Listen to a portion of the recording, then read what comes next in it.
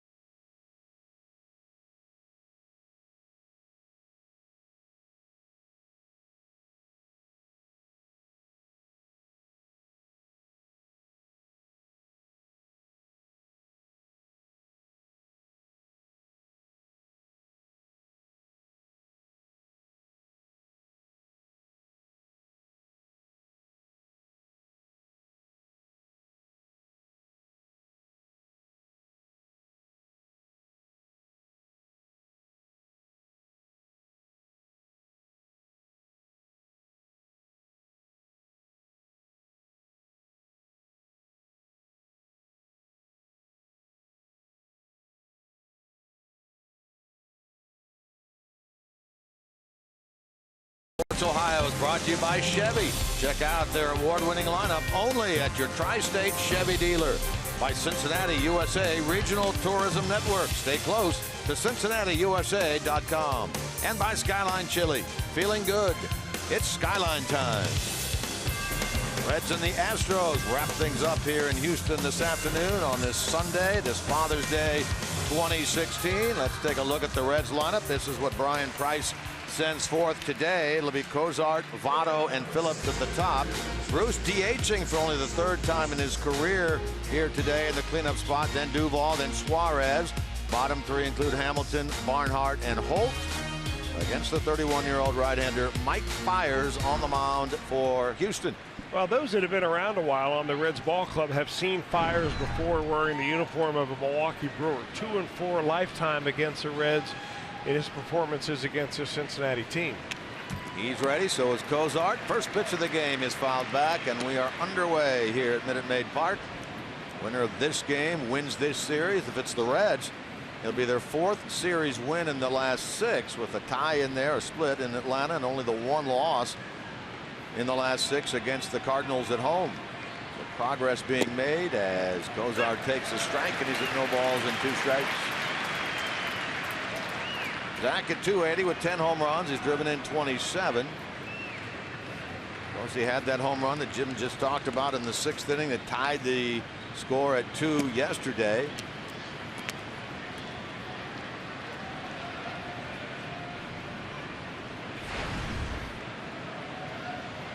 Back-to-back 11-inning games here in Houston so far. Long way to get to that ball. Altuve, and on a hop it is picked out of the dirt by the first baseman Marwin Gonzalez for the out. Take a look at the Astros defensively, brought to you by your Ford dealers. Marisnick, Gomez, and Springer across the outfield. Valbuena, Correa, that's Danny Wirth who made that play at second base. My mistake. Gonzalez over at first base. Fires and Gaddis the battery for the Astros here today. So here's Joey Votto.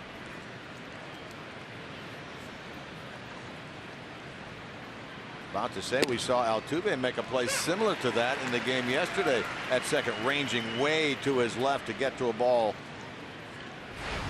and make the play, and that's exactly what Wirth does here.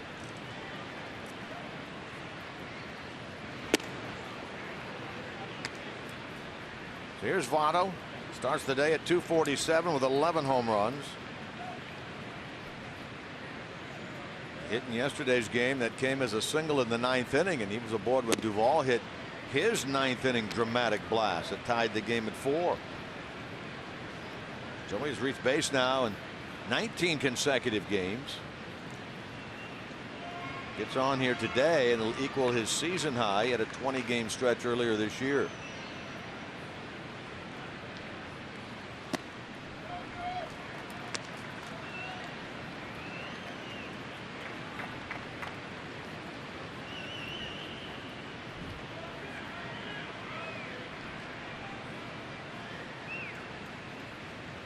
Shift on as usual for Votto. 3 on the right side. That's where he hits it, and it gets between Wirth and the shortstop Correa and on into right. So Votto is aboard. He now has reached in 20 straight. He's on with 1 out. This is a fairly fast infield from a standpoint of how they cut the grass. Maybe not quite as fast as the greens at Oakmont, but the ball goes through here pretty quick, especially if you put a little overspin on it.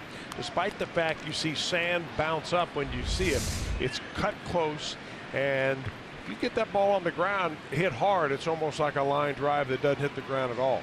They were talking to Zach Cozart after the game on Friday. He said the same thing. This is a really fast infield. Here's Phillips, 1 on 1 out, inning number 1. Brandon turns on it, gets it in the air, foul near third base. Now it drifts back fair, and it's caught by Luis Valbuena. And on 1 pitch, Phillips is retired for out number 2. You know, we said in the open, it's probably worth repeating that Mike Fiers on the mound is essentially the polar opposite in the style of pitching than what the Reds faced yesterday in Dallas Keuchel. He's a guy that kept the ball down around the knees. You wanted him to bring the ball up. Fiers, on the other hand, likes to pitch right up around the letters. He gets lots of pop-ups when you chase that pitch up. He's got good backspin on his fastball. It doesn't sink very much. Exclusively 4 seams when it comes to fastball pitchers. He'll drop a big curveball in from the top of the zone as well. So the Reds' challenge today is make Fiers bring the ball down, not up. He faces Bruce with Votto aboard and 2 out. Evan Gaddis doing the catching this afternoon for this Astros club. Jason Castro back there the first 2 games. That's where Gaddis came up as a catcher with the Braves organization.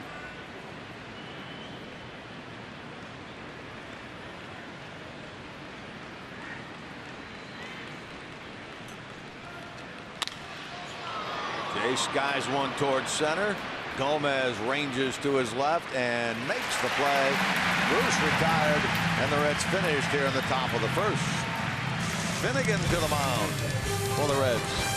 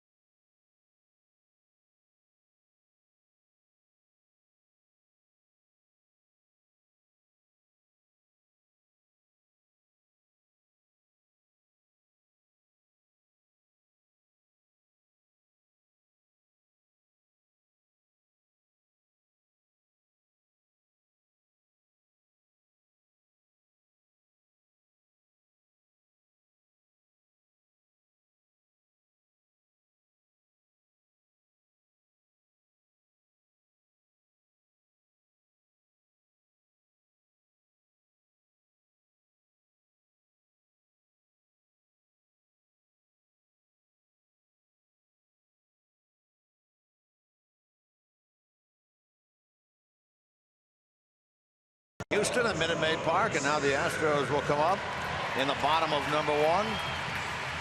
Brandon Finnegan pitching for the Reds here this afternoon. He'll make his 15th start.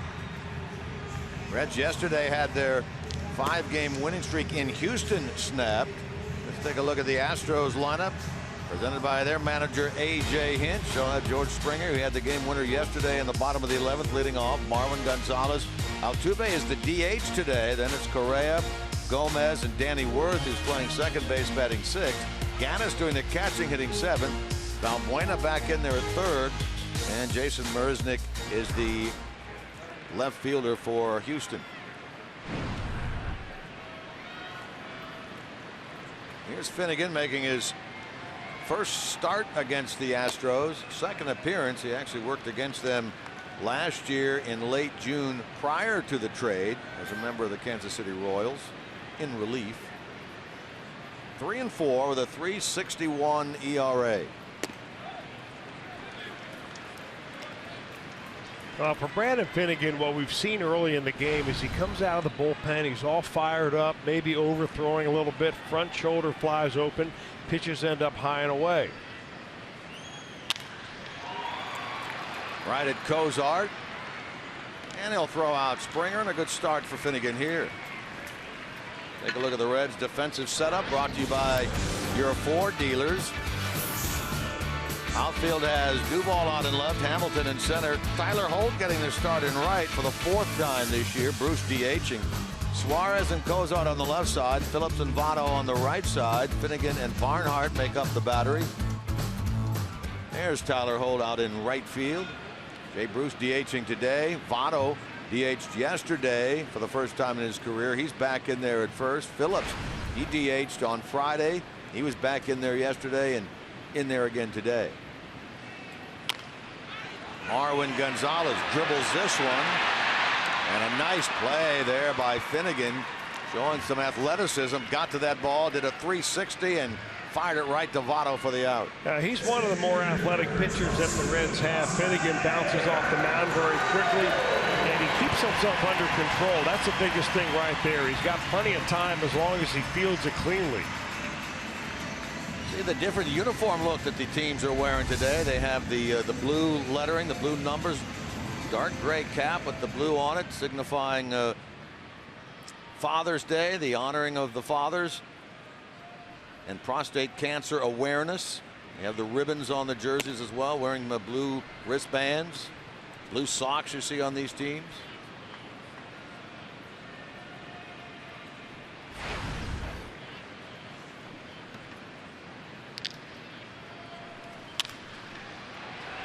To the shortstop, and the inning is over. So a good first turned in by Brandon Finnegan.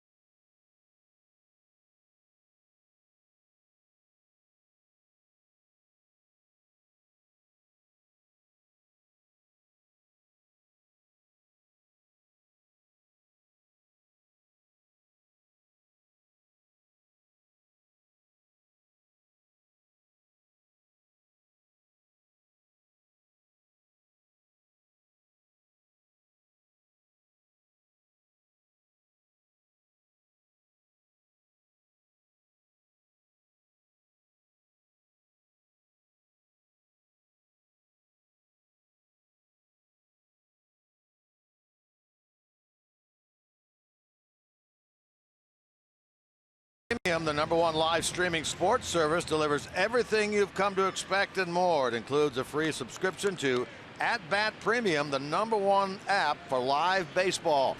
Blackout and other restrictions do apply. Visit MLB.tv for details. Scoreless first in the books, and now for the Reds, it's Adam Duvall to lead things off here in the top of the second. Now you look at the leaderboards right now, and right up there with Nolan Arenado of Colorado leading the National League in long balls is the Reds' Adam Duvall with 20. Some dramatic ones this year, but probably none more dramatic than he hit in the 9th inning last night, yesterday afternoon, with 2 strikes on him. Reds down to their last pitch, trailing 4-2 at that time.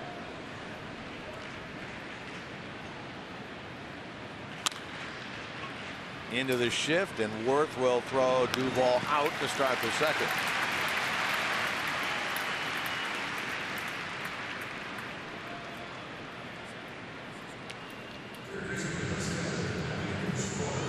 That will be a Eugenio Suarez.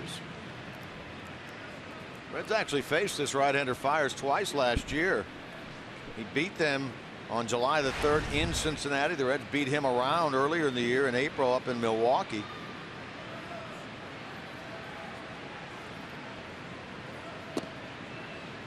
Chris mentioned yesterday he came over here with Carlos Gomez from the Brewers, a 6-player deal overall. Help get them into the playoffs. Well, the Astros identified last year as a window of opportunity for them to make the postseason. They needed help. They ended up getting a center fielder and Fiers a starting pitcher. But what they gave up in return, a lot of people around baseball are wondering if the return was worth it or not. 4 very fine prospects, none of them at the major league level except Domingo Santana. The rest of them are 22, 23 years old, a couple of pitchers and an outfielder. But all of a sudden the Milwaukee Brewers minor leaguers look a lot better prospect-wise because of that trade with the Astros. And that's really what you're dealing with nowadays. I mean, the best currency in baseball for any team to have is not U.S. dollars, but young players, young prospects. Who have a high ceiling. Here's Billy with 2 men out. Hamilton shows bunt. Takes the ball. Hitting .268 with a couple of homers. You know, the Reds kept to continually remind themselves what is the top of the strike zone, because Fiers is going to be at that spot all day long.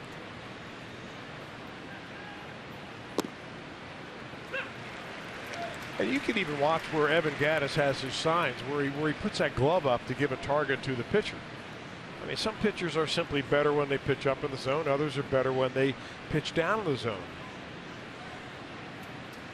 Setting up there about waist high. And a lot of that has to do with how much spin a pitcher has on his fastball. Every pitch that you throw a fastball has backspin on it. So a pitcher that imparts a lot of backspin, the pitch will sink less than a pitcher that will have very little backspin. So sinker ball pitchers have a low amount of backspin. High ball pitchers have a lot of backspin. And that's overspin right there and a pretty good yacker. First strikeout for Fiers, ends the top of the second.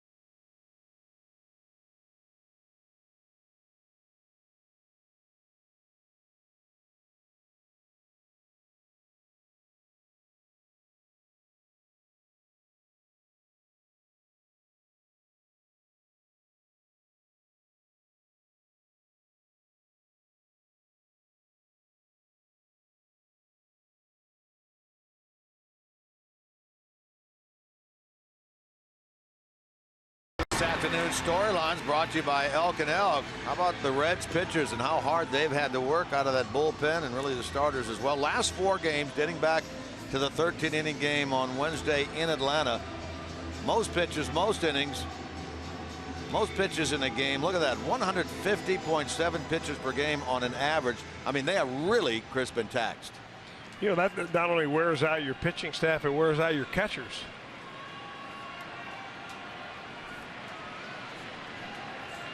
Well, the Reds have had just one quality start in their last 7 games, and that came to the man on the mound here, Brandon Finnegan, on Tuesday, second game of that series down in Atlanta.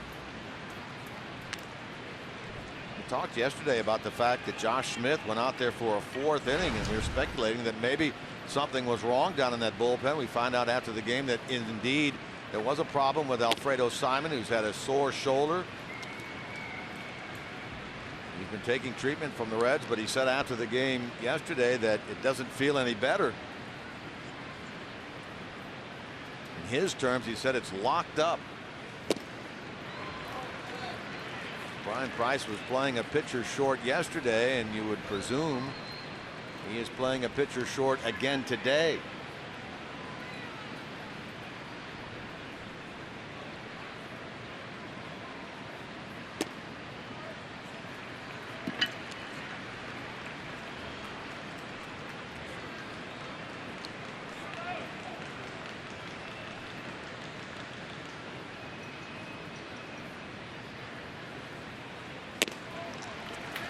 Loses Correa to start the bottom of the second. An ongoing problem with Finnegan this year, averaging 4.1 walks per 9. And really, if you charted most of the pitches where Brandon Finnegan misses the strike zone, it's up and away to right-handers. And you say, well, if you know the problem, why can't you fix it? Well, a lot of it has to do with his internal engine, his clock. His clock is going so fast because he's so fired up that his arm drags behind his body a little bit, and that's what makes the ball go high and away. Oh, here's Carlos Gomez, leadoff man aboard here in the second for the Astros. He checked his swing. Let's see if they ask. They do, and Bill Welke, first base umpire, says no. Gomez did not go around.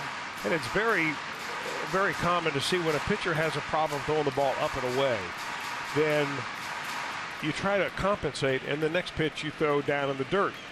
So somewhere in between those last 2 release points is where you're looking.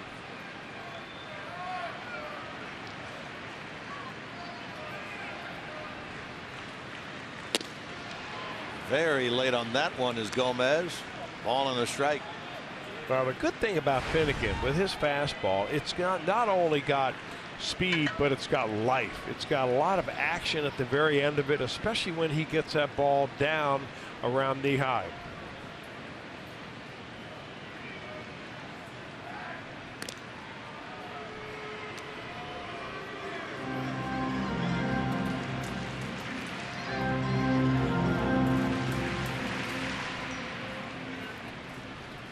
Finnegan wraps up 3 days. 3 left-handers for the Reds starting against these Astros. The first time that's happened since 2006. We talked about that the other day. And these 3, of course, special, and they all came over in the Johnny Cueto deal late July of last year. How have they done? Well, Lamb, 1 run and 5 1/3 on Friday. Reds ultimately won that game. Yesterday, Cody Reed makes his big league debut. Went 7, allowed 4 runs, 6 hits, but struck out 9. Gave up 2 2-run homers. That's how the Astros scored their runs. But I think everybody afterwards said, you know what, Finnegan was really special yesterday, and we can see great things coming for him in the future. Very impressive young man. Legit.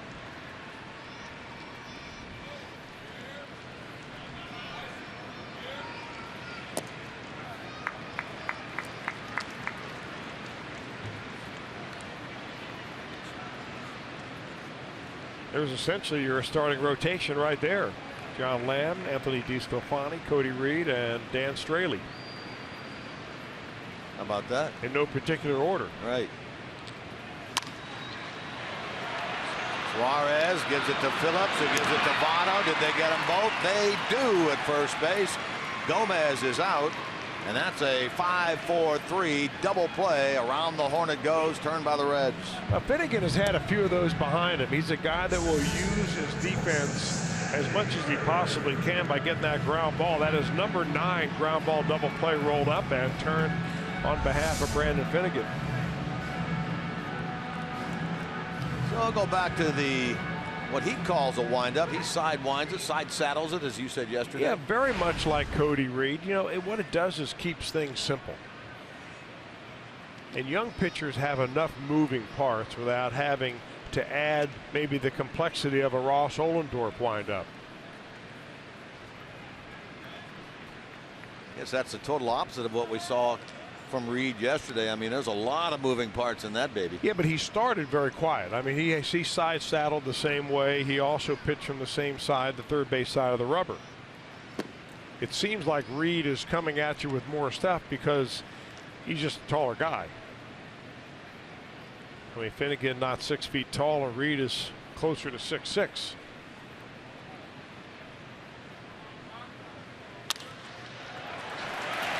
Base hit up the middle for Danny Worth, getting the start at second base today. Worth played third yesterday and hit the ball hard 4 times. Had 2 hits to show for it. This guy wants to earn himself some playing time. You're not kidding about that. The Astros brought a number of different players up so far this year, and some of them simply have not worked out despite scouting reports and numbers that said otherwise. But meanwhile, Danny Worth was down there at AAA hitting .340 at Fresno through 54 games. And he finally earned a call-up after hitting 8 home runs down there. Hitters League, yes. But he has centered the ball just about every time up here in this series. So he gets the first hit of the game for the Astros. He's their second base runner of this inning. And now it's Big Evan Gattis, who's catching today. Started the first 2 games as the DH for the Stros. 10 home runs on the year, including that 2-run blast he hit in the 7th inning that broke the 2-2 tie and gave the Astros at the time a 4-2 lead.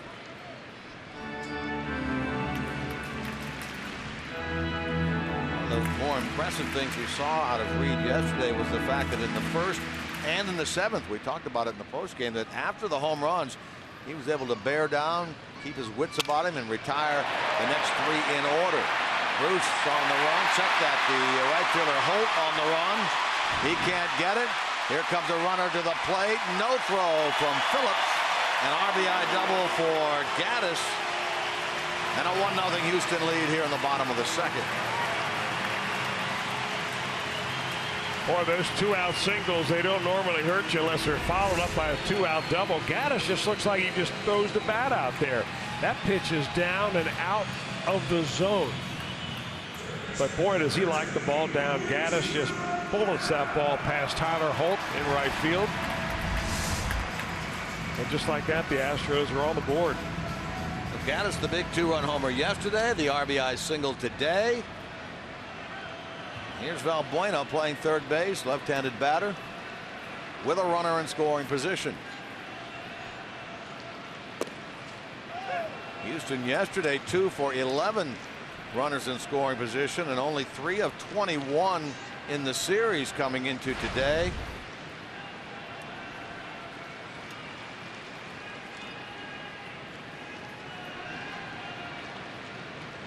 Way in at third is Suarez. Other 3 infielders on the right side. 1 ball, 1 strike to Valbuena. And you see Cozart just to the right of second base. Then Phillips, then Votto. Lone defender on the left side is Suarez.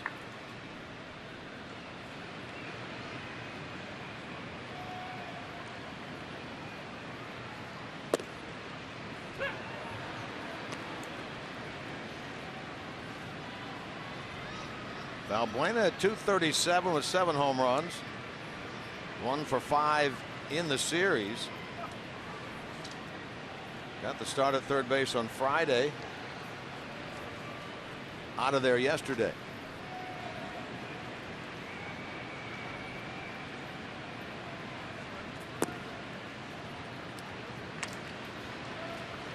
Kind of surprised really to see Valbuena in there against a left-hander, but you know, through all the rebuilding and all the scouting and all the entire different approach to baseball, the Astros did make it to the playoffs last year, ousted by KC, but they still end up with a couple of journeymen on their corners. Valbuena at third and Marwin Gonzalez at first base.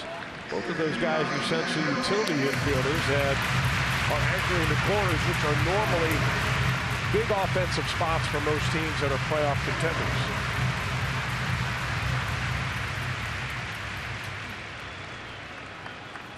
Both those players acquired via trade. Marwin Gonzalez ultimately came over here on a trade with the Boston Red Sox. Valbuena from the Cubs. He came along with Straley in the Dexter Fowler deal. Yeah, I'm not getting on these guys as being bad players. I'm just saying that on normal contending teams, you pack a little more punch on the corners. And they've got some great young players. I mean, we've seen Correa, we've seen Springer, Jose Altuve. Obviously, every year he's an all-star.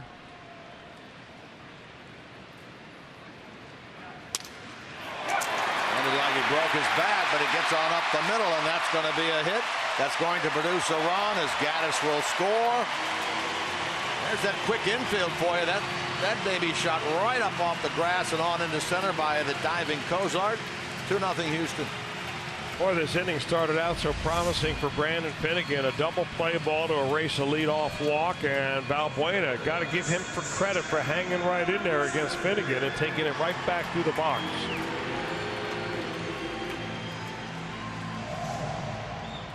Valbuena hits against the shift there. Cozart been on his normal position.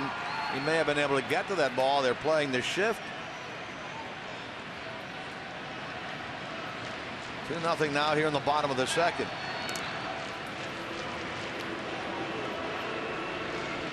Valbuena's 20th RBI. Jake Marisnick now playing left field today. Played left field yesterday.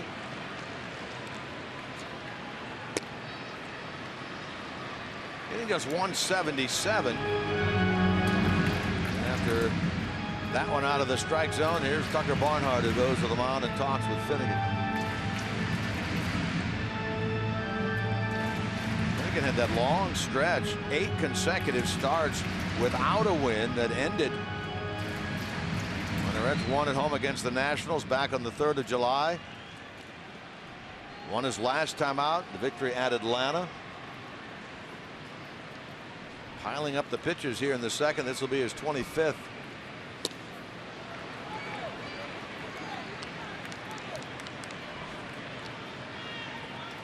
Comes in with 3 consecutive quality starts, having allowed just 4 runs total over the course of his last 3 games out there, covering 19 1/3 innings.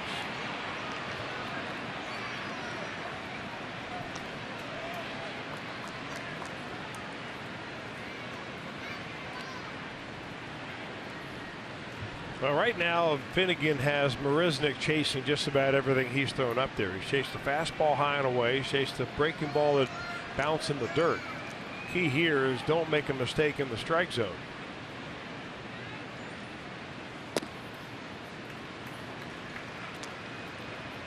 Marisnick can hit it a long way. He's a big boy, 6 feet 4 inches tall, over 220 pounds.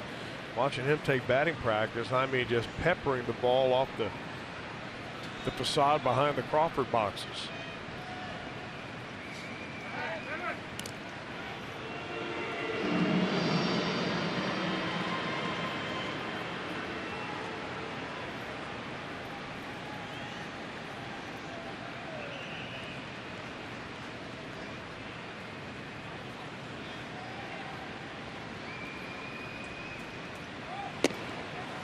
Runner going on the 2-2 pitch. A throw, short hop, but played by Phillips, who put the tag on Valbuena. He's out, and the inning comes to an end.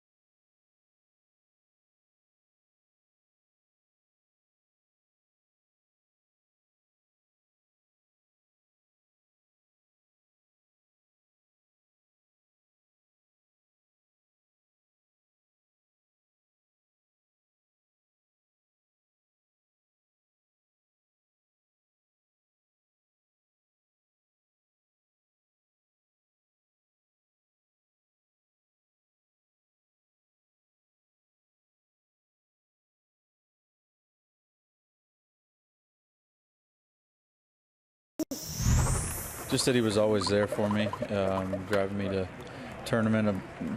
countless amounts of tournaments throughout the summers and stuff.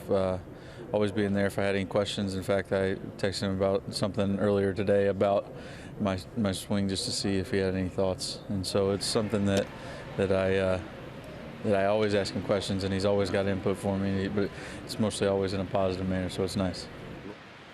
Tucker Barnhart texting his dad, no doubt back in Brownsburg, Indiana.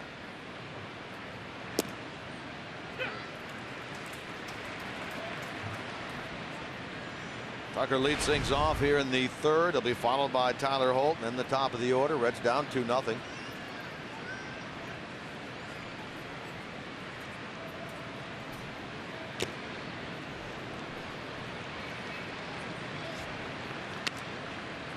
Barnhart starts today at .239. He's hit a couple of home runs, both from the right side. Started yesterday, had a hit in the 10th inning. He was 1 for 4. Lifted him for a pinch runner. Peraza came on and hoped that may be the go-ahead run, but it did not work out.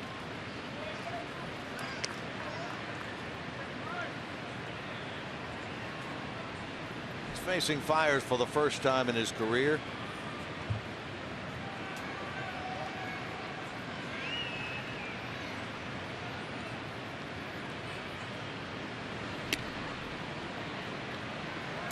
Tucker will get a look at a 3-2 pitch here from this veteran Fires. Played his collegiate baseball at Nova Southeastern University down in Florida, right? Palm Beach area, Fort Lauderdale area. Did you guys play those guys when you were at South Florida? Yeah. Ooh, strike three. Oh, backdoor breaking ball caught the outer corner. Tucker not so sure that was the strike that was actually called. Nova Southeastern wasn't on your schedule. Was not.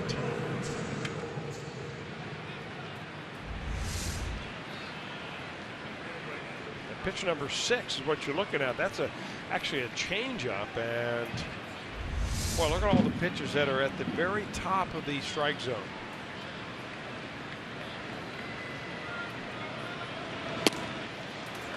Is that Mike Fiers' name that is tattooed on his forearm? Take a look at it. I think that's what that is. You're right. I think that is exactly what it says. Keen eye. Hard to right, and Springer makes the catch. We've seen him do that a couple of times. Jay Bruce was talking about it in the clubhouse the other day about the lights. Exactly where they're set up, that ball on those line drives goes right through the lights, and it's tough to see. Well, we've seen this really for a long time here in Houston, that the ball gets at a certain trajectory and they stay in the lights. The lights here have kind of a ribbon that go along the entire way here, and when it gets into that trajectory there, they just never seem to get out of the lights. That's why you see outfielders react like that. See him bending down, trying to get below that. Hung in there, made the catch, so 2 out. You know, I noticed that Fiers went to Nova Southeastern. I thought surely he's the only guy that's played Major League Baseball from Nova Southeastern, but it's incorrect. How about D. Gordon, Nova Southeastern, and the former Astro J.D. Martinez, Nova Southeastern. Now, doesn't Mac Jenkins have a son that goes to Nova, or a daughter maybe that went down there and played softball? I don't know where she went. I know she's a terrific softball pitcher. I could have mixed that up with one of the other Florida International or Florida Atlantic, one of those other schools down there.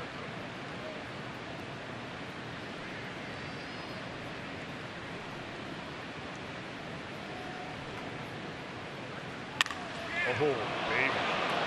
Caught all of that ball, but got out in front of it ever so slightly, did Zach Cozart. Looking to homer in back-to-back games here in Houston.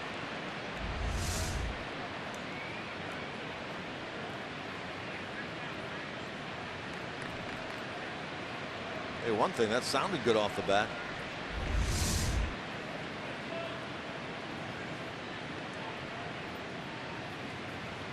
Cozart a ground out victim his first time.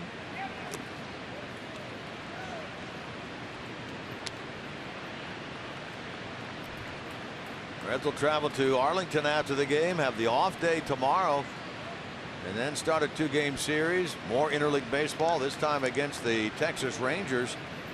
And all they bring into the series is the best record in the American League.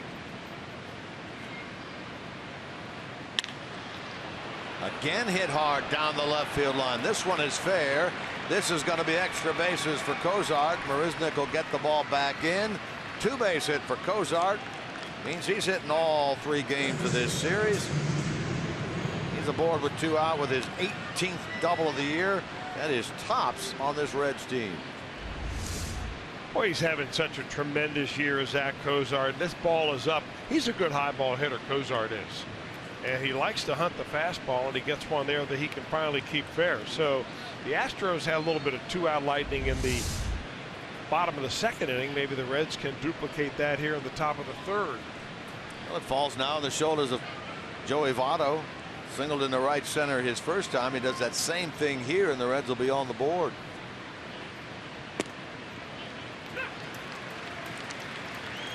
First pitch changeup.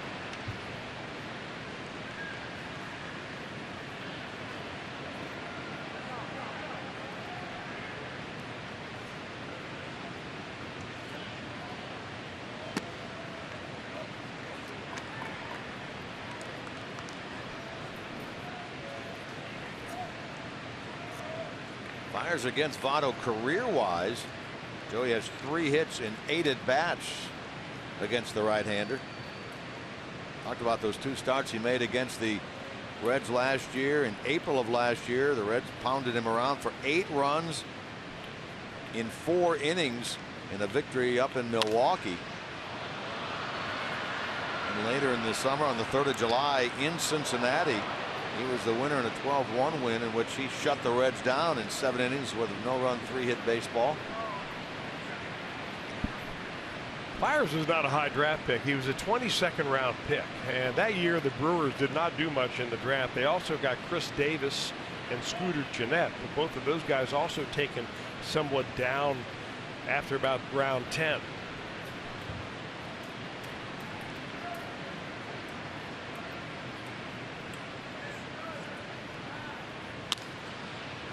Toward left center field, and Marisnick closes on it. It's the catch. Votto retired, and the Reds strand Cozart in the 3rd.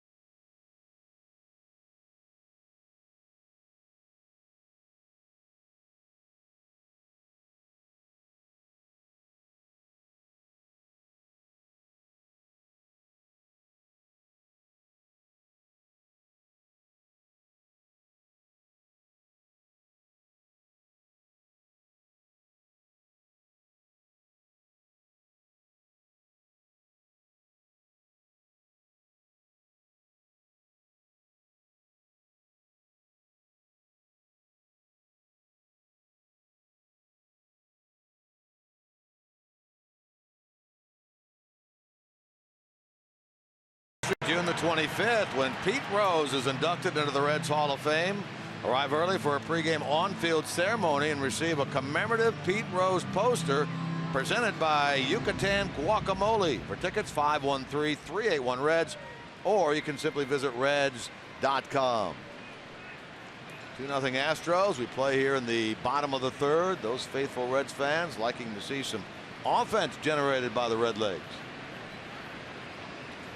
Marisnick was at the plate when Valbuena was thrown out trying to steal. It ended the bottom of the second.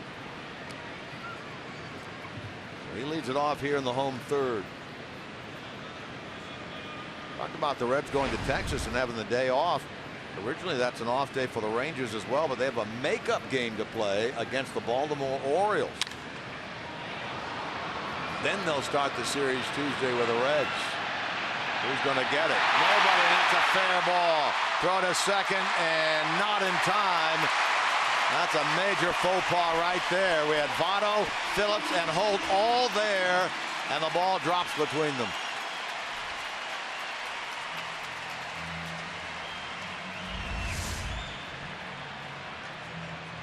Phillips is coming around. You figured that he'd probably have the best angle on it if he could get there. But at the last moment, I think he got spooked by Tyler Holt, who put his arm around Phillips as they walked back to their positions afterwards. And I'm not so sure if it went something like this.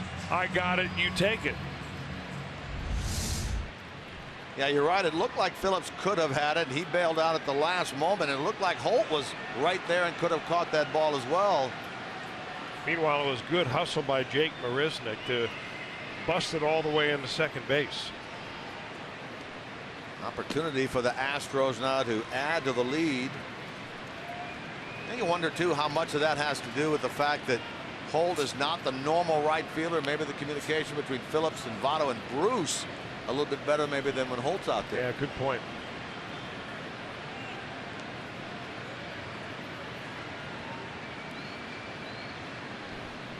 Springer grounded out to the shortstop his first time.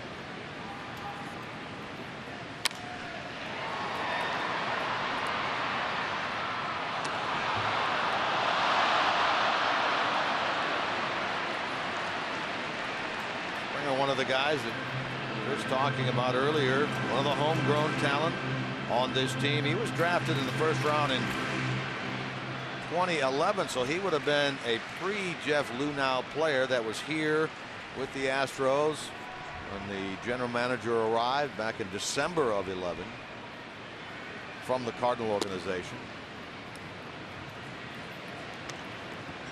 Talking about the breakdown of their roster the other day, they have 8 homegrown players that play for this team that are on the roster.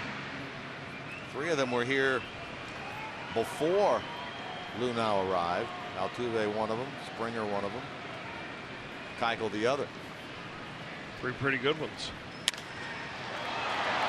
Holt will chase this ball into the corner near the wall, and he'll get to the spot and make the catch. Marisnick will move up on the tag. Nice effort there by Tyler Holt out in right field. You know, it is really much more difficult to play a corner position in the outfield than it is to play center field. We talked about how center fielders were able to kind of move even before the ball is hit, judging ahead of time where they think it's going to be hit. But center fielders never have to worry about, you know, foul territory. They never really have to worry about running into walls in foul territory. And that was a concern there for Tyler Holt. He did a nice job on a ball that was not all that easy to catch. Reds now will bring the infield in with Marwin Gonzalez at the plate, trying to avoid falling behind here 3-0.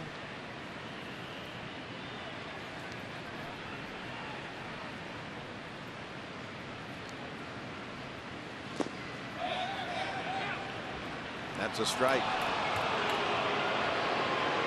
You hear the horror stories back in the day when the Astrodome was prevalent in the home of the Astros about the roof was white and the ball white, and it was so hard to follow and find those fly balls. You could never take your eye off the ball. I wondered about it here. I was asking Zach Cozart what he thinks, and he said he finds it very easy to follow here. You look up here, it's the grafters, the I-beams are green. It's kind of a grayish paneling up there as well. He's had the opportunity to find the ball, look away, move to a spot, and come back and re-find the ball. And there's a look at it. Really beautiful ballpark. They do a great job when it is cool enough outside. They'll open the dome up, and sometimes at night games they used to open it up midway through the game. That happened earlier this year up in Milwaukee. Yeah, Middle of the game they opened it They up. don't keep it as cool here as they used to in the Astrodome. A little frigid there, was it? Oh my gosh, if you didn't bring a blanket along with you, you were going to chill out. And I mean, it'd be 100 degrees outside with about 95% humidity, and you were, you know, just wringing wet when you walked from your parking lot into the ballpark. But if you didn't have a down jacket once you got in there, I mean, there were going to be icicles hanging off your nose before long. So when you're going chilly from the parking lot to the ballpark carrying your jacket, people are looking at you like you're silly. No, everybody else had one too.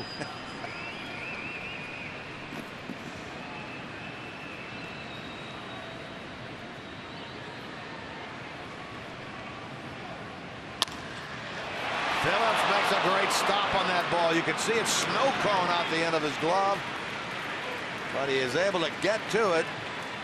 Retire Gonzalez, hold the runner at third. Heck of a play by BP. You know, it's always risky business when you bring the infield in, because if you get the ball on the ground, the fielders just they don't have that much time to react. In fact, Brandon Phillips didn't even have a chance to take a step. He just kind of had a lay down dive and snagged that ball. And the Reds are 2/3 of the way out of the jam. Infield moves back now to normal depth. And here's Altuve. Ball got away from Barnhart, and through all that effort, the run's going to score. No, they're going to send it back. That hit Altuve. That's a hit by pitch. That'll save the Reds a run. Marisnick back to third, and Altuve aboard. This is one of those circumstances where a hit by pitch is a good thing. Gets him on the toe. And probably why Barnhart didn't block it.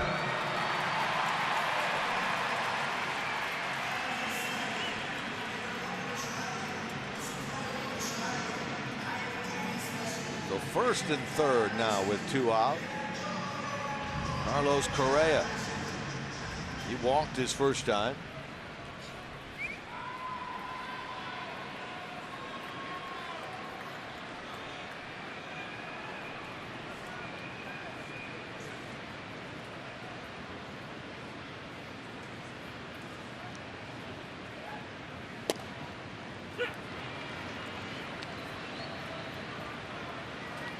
Correa's driven in 33 on the year. He's hitting .291, runners in scoring position.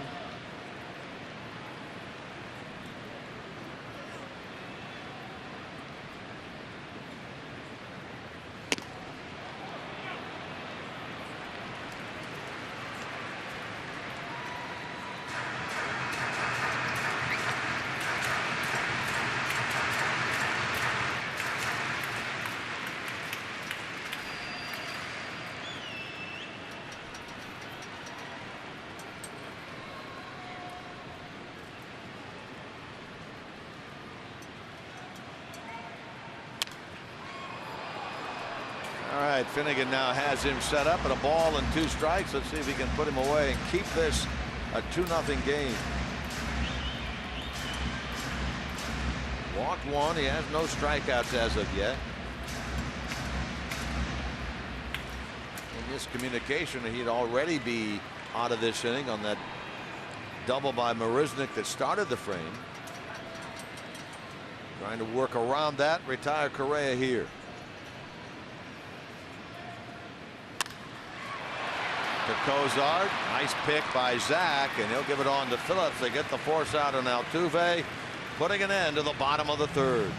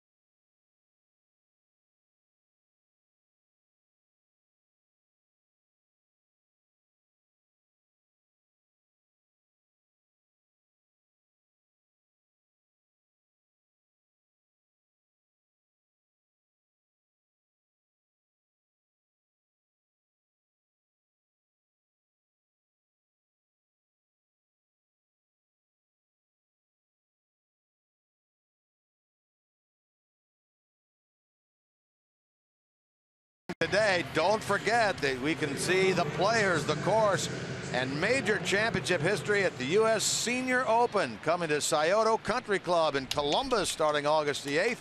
For information and to purchase tickets, you can go to 2016USSeniorOpen.com.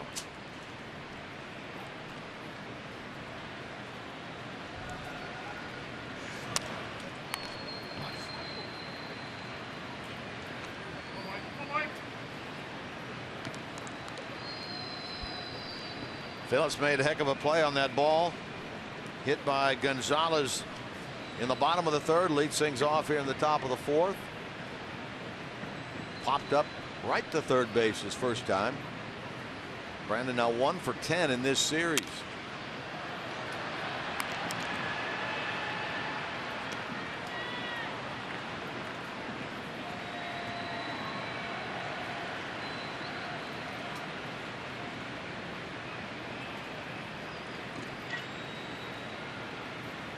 Phillips, then Bruce, then Duvall. Reds' fourth inning.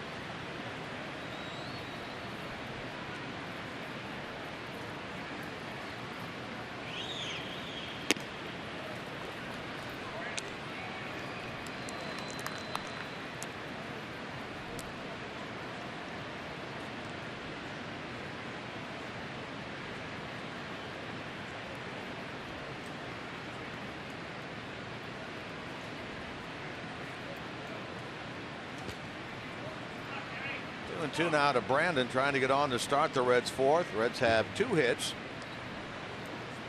1 out single in the first by Votto. 2 out double in the third by Cozart.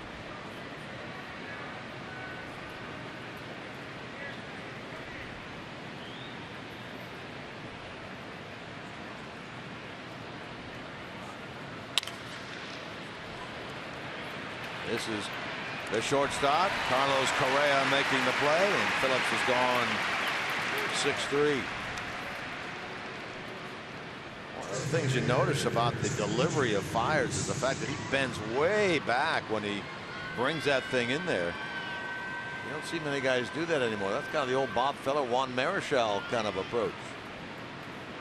He's right over the top, and the guys you mentioned are like that. And nowadays, you don't see all that many pitchers that fall under the category of being able to pitch up in the zone like Fiers. Giovanni Gallardo has a delivery that is similar to that. It may remind you a little bit if you can go back far enough, and if you're old enough to remember Jim Palmer. Yeah. Same type of delivery with a big overhand curveball that, you know, starts at the same spot, right above the strike zone, and then drops in for a strike. Yeah, that's a good comparison. I'd say he's probably more like Palmer than anybody else that we've seen. Yeah, now, I'm not comparing performances. Obviously, you're talking about a Hall of Famer in Jim Palmer, but just the style. And it just goes to show you that pitchers, you know, don't all have to fall into the, you know, a same category. Same arm slot, same speed.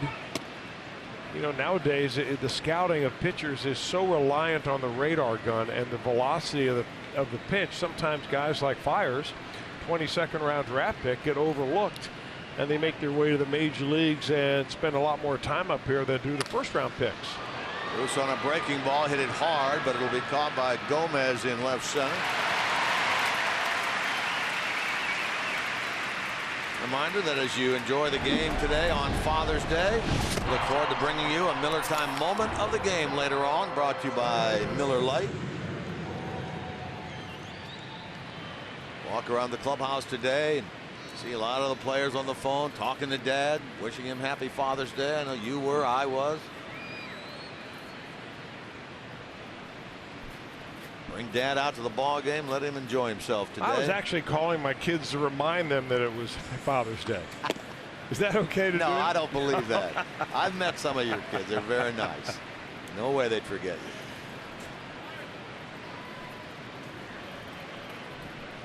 I can just hear that conversation. You know what today is, don't you? Yeah, it's Sunday. Anything special going on today? Nah, nothing much. Not much, Dad. What are you doing today, Dad?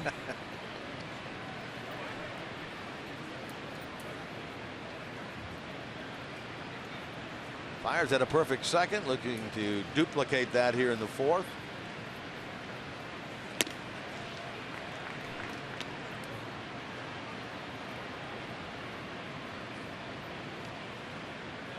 Jackson Duvall, he's tied for the home run lead in the National League with Nolan Arenado. He leads the National League in slugging percentage now at .606.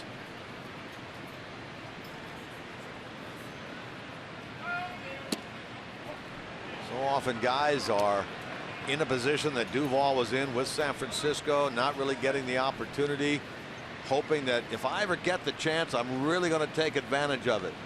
For one reason or another, it doesn't always work out, but at least so far here in 2016, it's certainly worked out for Adam Duvall.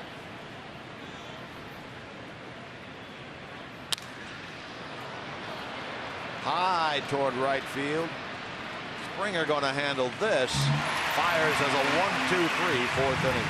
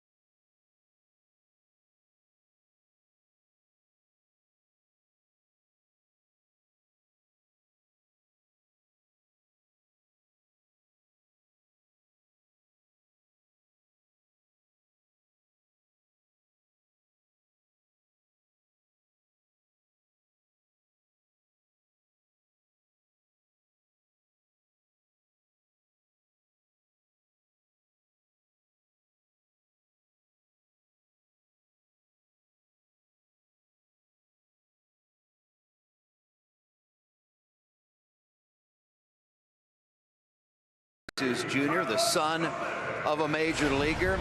And check out this newspaper from his native Puerto Rico. This is good stuff here on Father's Day. This is a picture of the newspaper Primera Hora.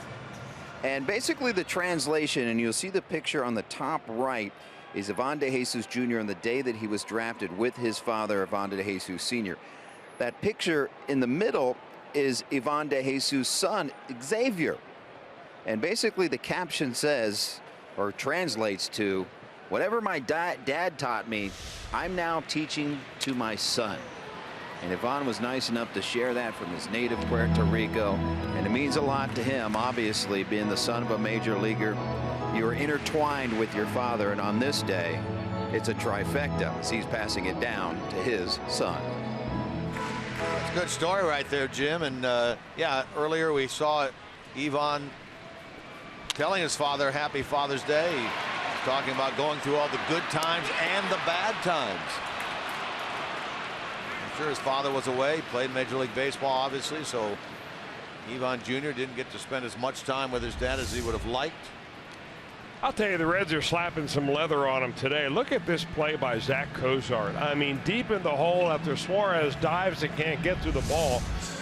That's a center fielder, Carlos Gomez, running to first base. That is just excellent. That is the third really good defensive play the Reds have made. Cozart's made a couple of them. Brandon Phillips has snagged the ball with the infield in. Tyler Holtz made a nice catch in right field. Finnegan getting himself some ground balls today. We talked earlier about the how the Reds pitching staff had become a little bit more efficient as far as pitch goes, and a lot of that has to do with how much your defense will turn a batted ball into an out.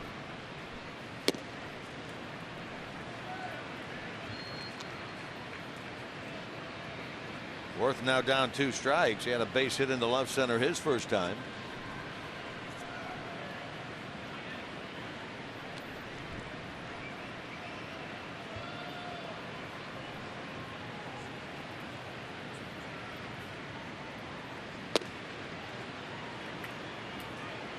you know, just might be right time, right place for Danny Wirth. He's bounced around a little bit. 30 years old now. He's had, I call it a cup of coffee type career. He's had, well, I don't know, 10 years in professional baseball, 133 games, I think, or so at the major league level, and way more than that at the minor league level. But he's having a good series, and he's a solid looking player. They can play him around a little bit in different positions. It took him batting .340 down in Fresno to finally get a call up. Cozart makes 2 plays on 2 ground balls. That is 8 ground ball outs now that Finnegan's been able to get. Well, that's what you look for. I mean, Finnegan now is throwing, you know, a little more in the way of 2-seam fastballs than 4-seam. 4-seams you throw up, 2-seamers you normally throw down, and you like those pitchers to keep the ball down when they have some good action. Of course, he threw a ball down to the fellow at the plate right now earlier, who lined it to right field to get that rally going in the 2nd inning. Right, a driver run in.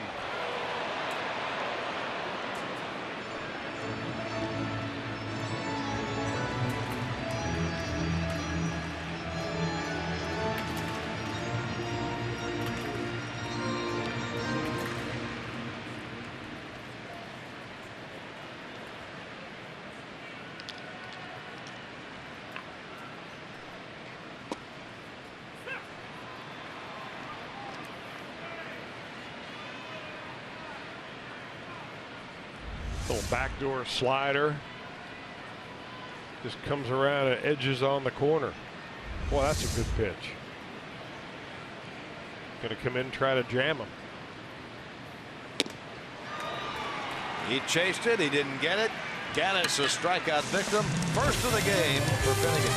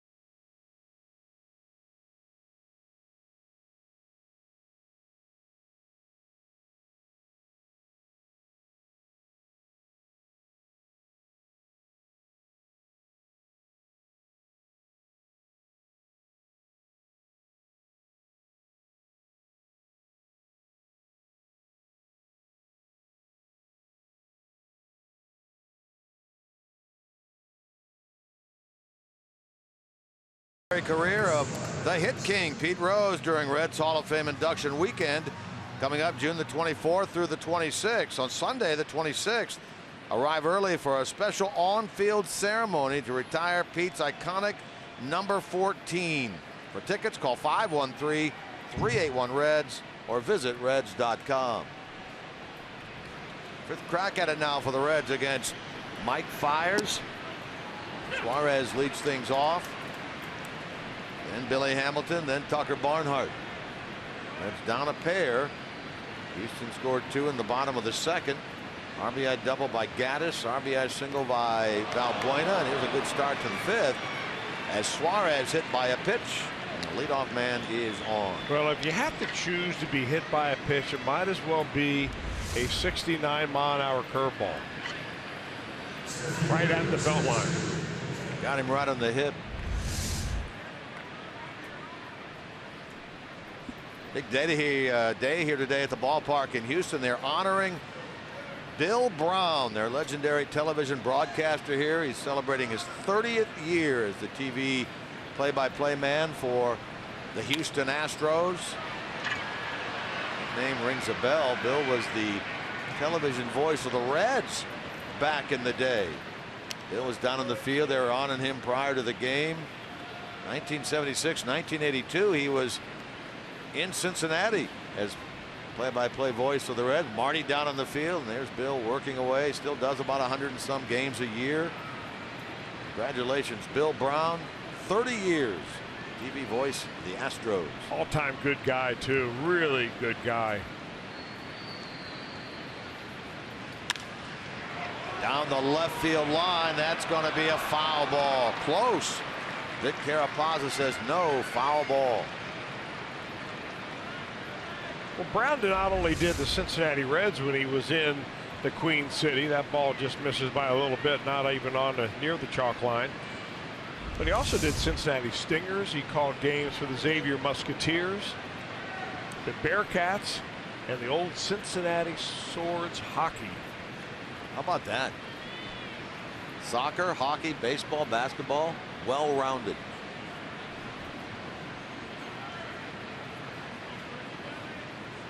But as you said, all-around good guy, Bill Brown. You get a piece of that cake? I know they had a big cake in the other room. I missed that. I think that maybe Jim Day was all over that and got my piece and your piece. Yeah, you kind of steer clear of that kind of thing, don't you?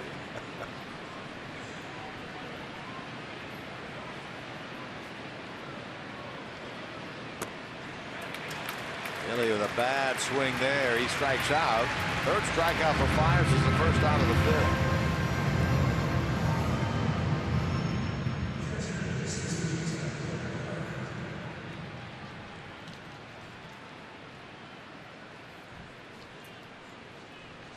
So here's Barnhart.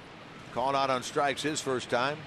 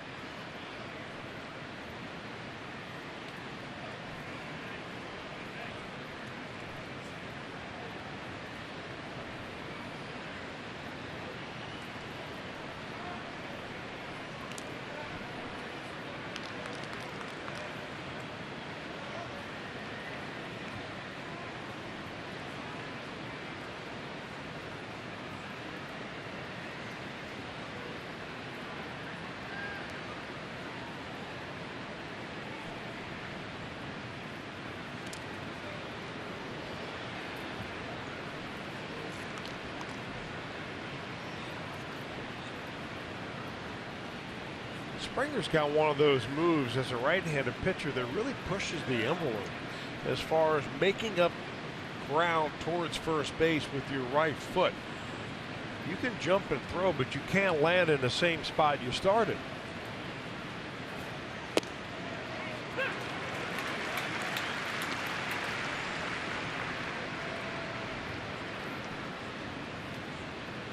He has not had a problem really shutting down the running game this year. In fact, he's only given up 3 stolen bases.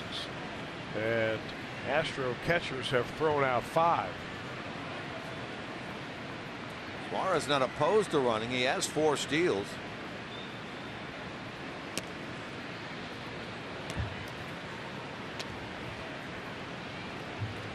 You know, one of the problems with trying to steal on Mike Fiers is the fact that he throws so many pitches that are up in the zone. Rarely does he bounce a ball in the dirt because he doesn't work down around the knees. His curveball drops in from the top. His fastballs are mostly across the letters.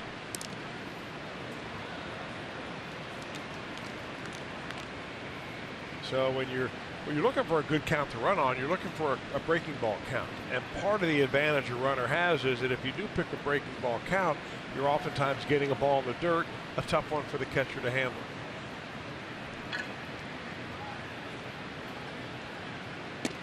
They think Suarez may be going there. The Astros pitch out, nothing shaky.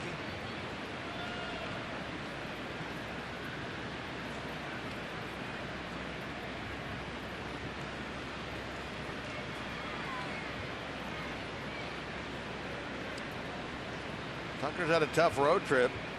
1 hit and 19 at bats for Reds catcher.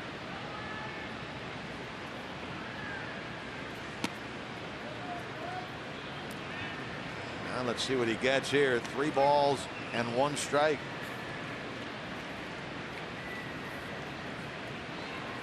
He broke an 0 for 18 with that base hit in the 10th inning yesterday.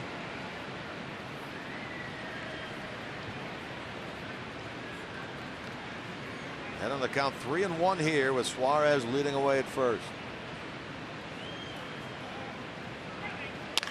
Bluffs a go, and then the ball hit into right field. He may have slipped, and then he decided to come back. Had he been running on that pitch and continued to run, he may be at third base. Instead, Barnhart gets the hit, and Suarez is down to second. Good swing by Tucker Barnhart right there. Boy, really keeps his head down right on the baseball. Suarez just trying to get out of the way of that ball. Suarez took off, and then it looked like he may have caught a wet piece of ground out there. He slipped, stopped, started to come back, and that's when you saw him almost reverse direction very quickly. Now the Reds have the tying runs on with 1 out here in the 5th for Tyler Holt. Hit the ball hard, but lined out to Springer and right his first time. Suarez going to third. Here's the throw, and they've got him easily. Not sure what was happening there. I mean to tell you, Valbuena had the ball and waiting for Suarez to come into the base.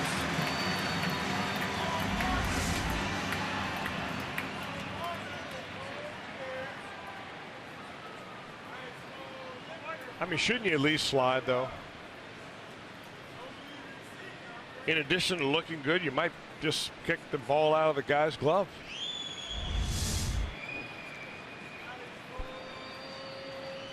Backbreaker right there, and now it's instead of first and second 1 out, to runner at first with 2 out. Holt down a strike, and now down 2 strikes.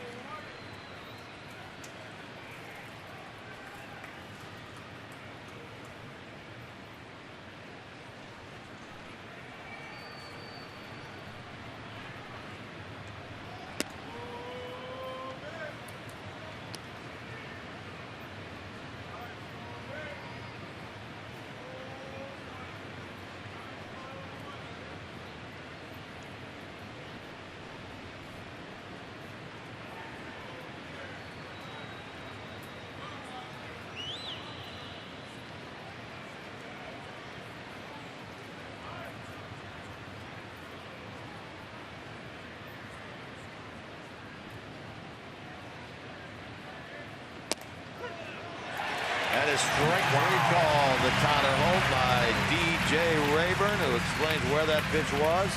Inning comes to an end.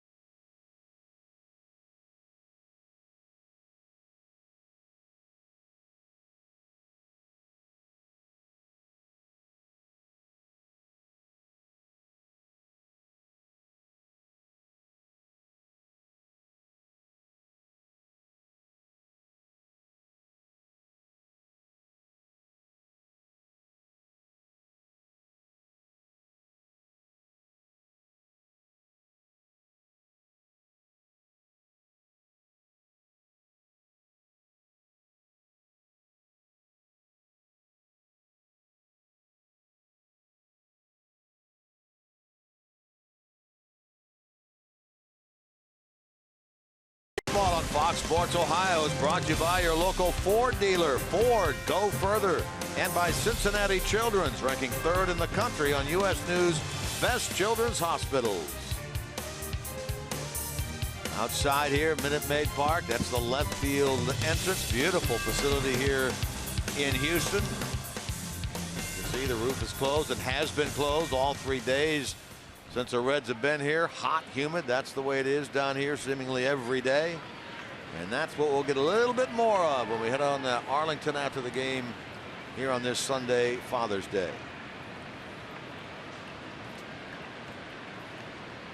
Bottom of the 5th, and Baltimore really lays into this ball to right, and it's a line drive home run, 8th of the year, and it is now 3-0 Houston.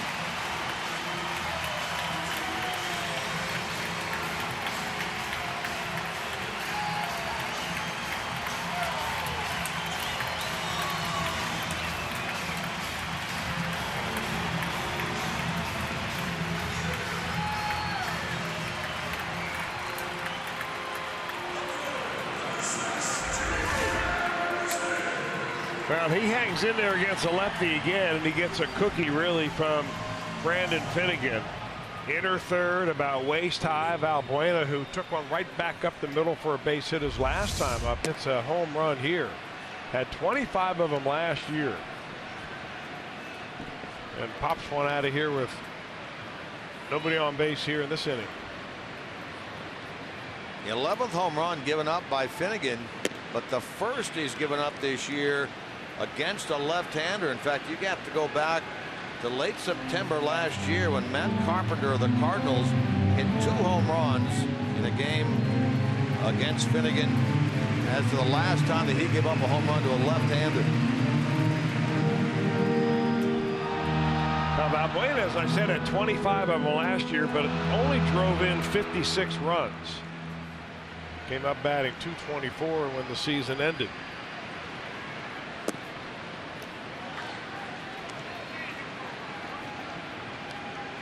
Marisnick had a double. He hit that ball down the right field line back in the 3rd, which the Reds surrounded but were unable to catch. He walks here on 4 pitches. Home run and now a walk. Reds fans, if you can't catch the games on TV, stream them live on your mobile device with the all-new Fox Sports Go app. Download the app and take Fox Sports Ohio and Reds baseball with you wherever you go.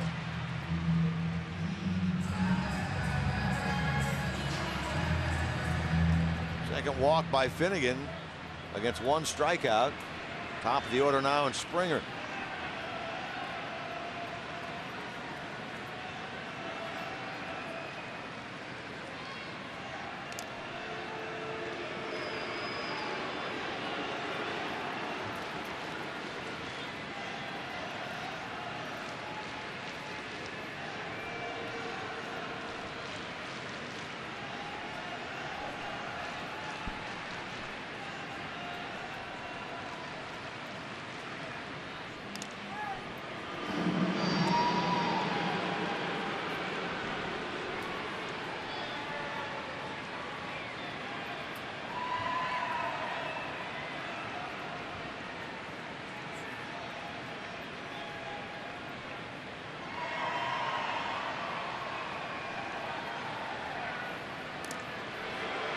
Preoccupied over there with Marisnick at first. He throws over for the 3rd straight time.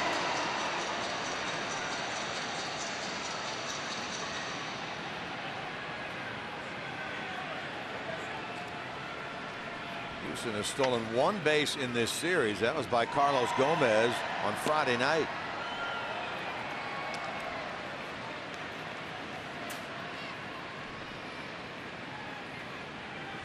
That's pretty good work actually by the Reds, because the Astros came in leading the American League in steals, just behind the Brewers for the Major League lead.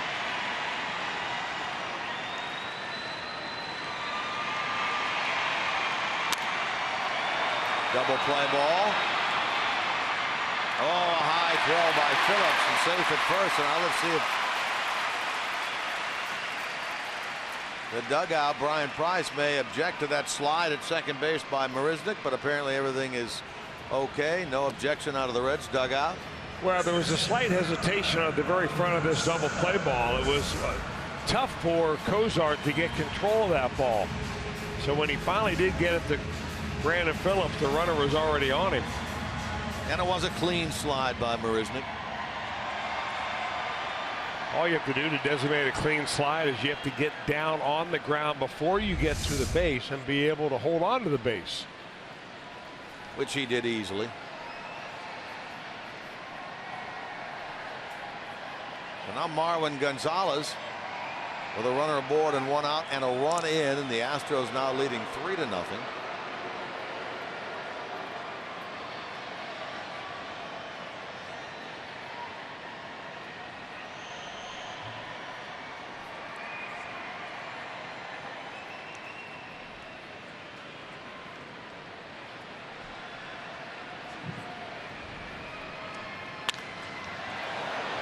Right over the head of the third base coach down there, Gary Pettis. Marwin turned on that ball, hit it pretty hard.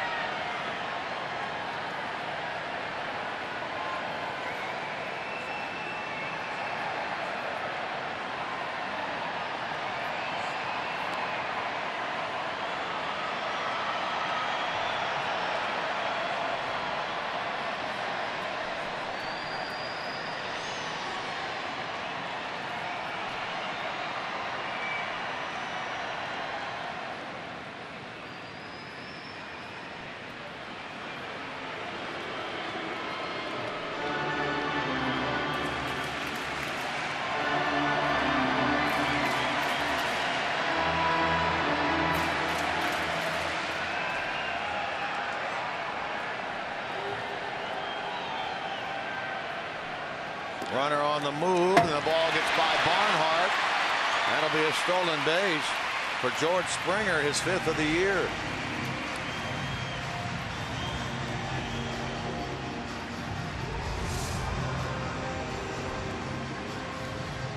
They were set up way inside, and the pitch went way outside. As it turned out, no harm, no foul. The ball goes to the backstop. Springer had a good lead anyway. If you're just wondering, the National League attempts to steal a lot more than does the American League. Coming into today's ball game, National League attempted stolen bases 774. American League 704. Of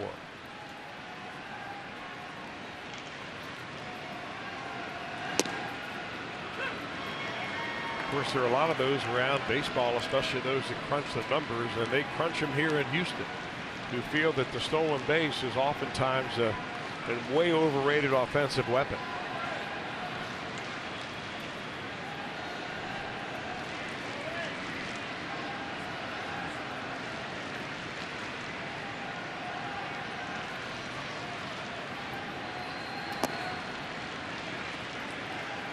It's overrated until you if you get thrown out attempting to do it.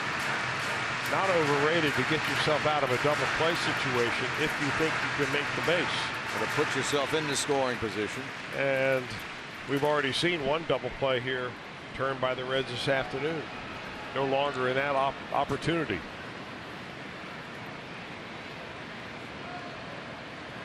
That one down and in, and that goes by and back to the backstop. And so now all of a sudden Springer's over at third base. Just looks like Brandon Finnegan is overthrowing a little bit. You know, he gave up a home run in this inning, and he might be just trying a little bit too hard to throw the ball by Marwin Gonzalez. And Barnhart had no shot to try to block that ball. Like it went between the legs of Marwin Gonzalez.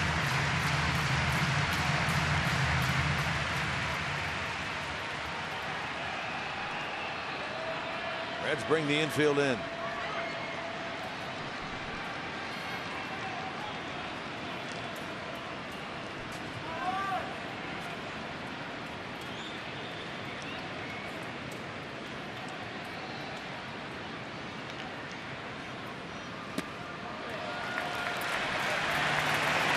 get the call they want there. That is ball 4. 2 walks in the inning.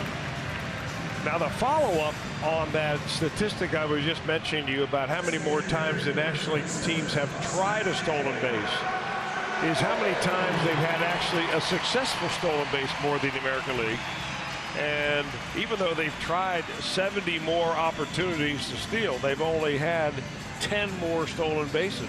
So percentage-wise, the American League is better. Indeed, you're right. 72.6 versus 67%.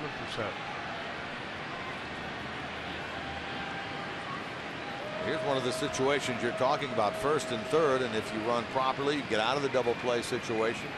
Altuve, a good contact hitter. In fact, he's the toughest hitter in the American League. Altuve is to strike out.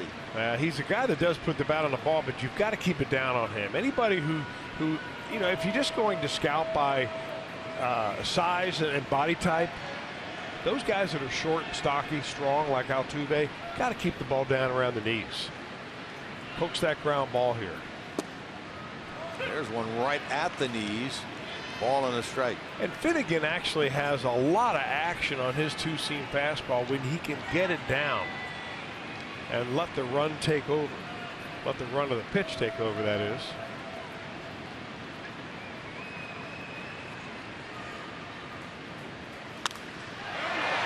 Gets out in front of this. The rise out of the crowd, but a long foul ball, and now Finnegan ahead of Altuve. 1 ball, 2 strikes. Another good crowd here today. They pushed 40,000, fell just short on each of the first 2 games of the series. J.C. Ramirez has gotten up, starts to throw in the Reds bullpen. I saw Finnegan's pitch count sitting at 75. Mac Jenkins watches over him down in the bullpen.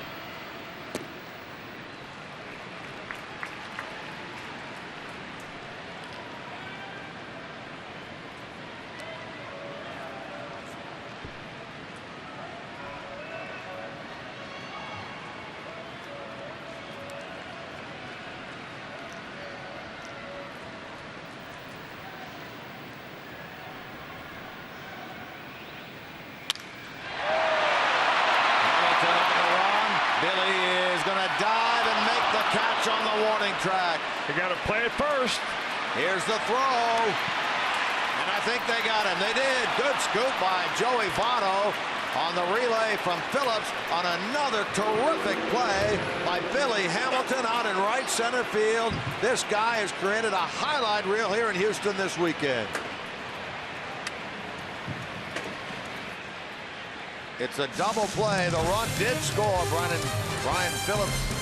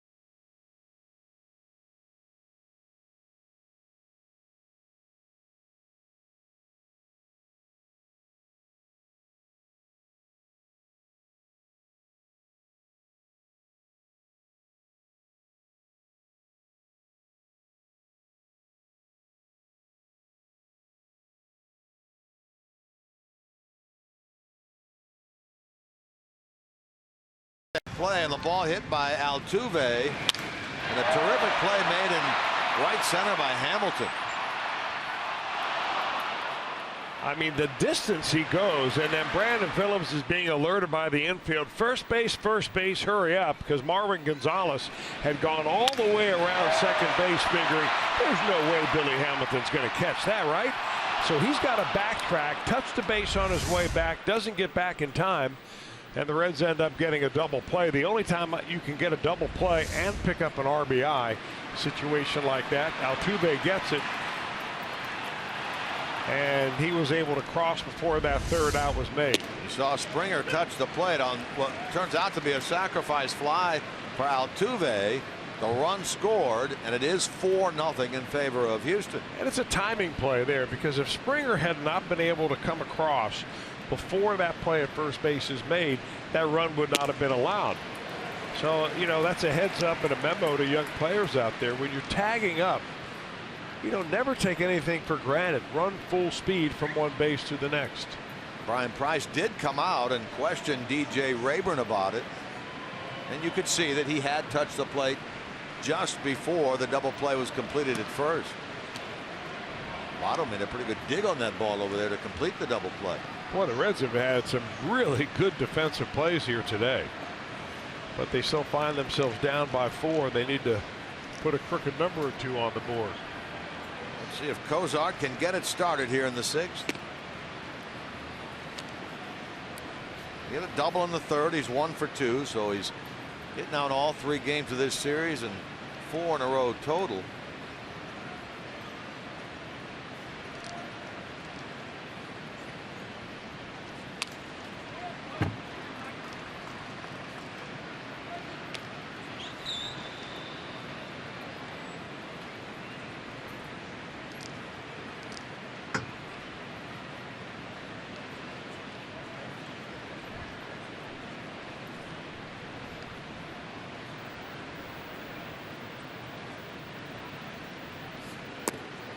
Ball 4. So the leadoff man is on.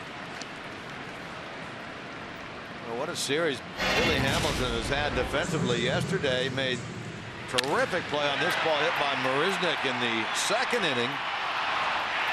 I mean to tell you, you saw this thing all over the internet yesterday. And now today he makes the play diving on the warning track a little bit further towards center than that one in right center. Chris made the point yesterday. He caught that ball yesterday diving and banging into the wall right in front of the freaky fast sign out there. You know, this is the kind of ballpark, the Minute Maid Park, where it's 436 feet to dead center field.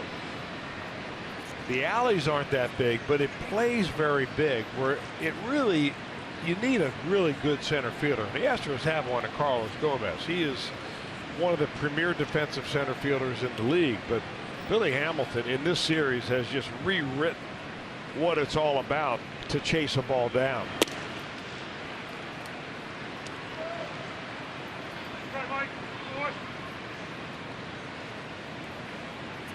Votto in this game has a hit. Flied out. He's 1 for 2. 3 for 11 now in the series for Joey. Hey, Billy Hamilton is like, he's Deion Sanders with baseball instinct. Any ball hit from right center to left center, you never discount him as to whether he's going to be able to get there or not. Comes in very well on the ball, goes back very well. I mean, you'd think the guy has played the outfield his entire career, which of course he has not.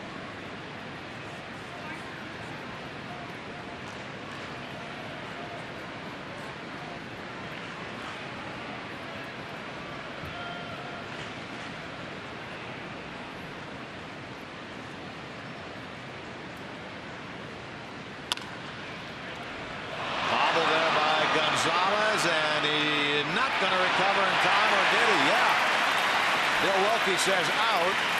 Brian Price immediately to the top step of the dugout says, let's hold on. We'll take a look at that. Cozart down to second base. We'll take a look here ourselves. Well, Votto is trotting off the field. I'm wondering if he feels like that he was called out. Ball gets away from the first baseman, and he's not sure whether he should go get it and let somebody else get it. But Fires comes over to cover, and I guess they're just able to nip Votto at first base. Well, it looks like Votto slowed up there the last couple of steps. I don't understand that, but he certainly did. That may have cost him a chance to get on base. Fiers did a good job of hustling over there. Yeah, I saw the same thing there that you did. Ends up going as a 3-1 putout. Cozart into scoring position now for Phillips.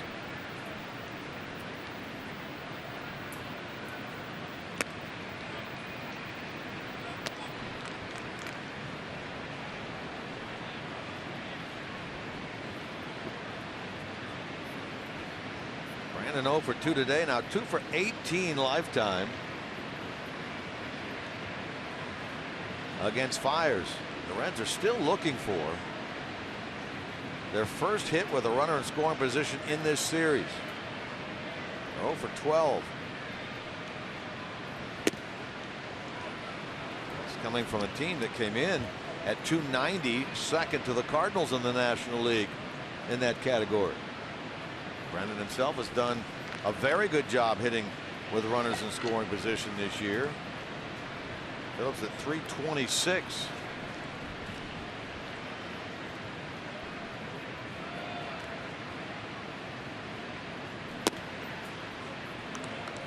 Now Phillips ahead 3-0.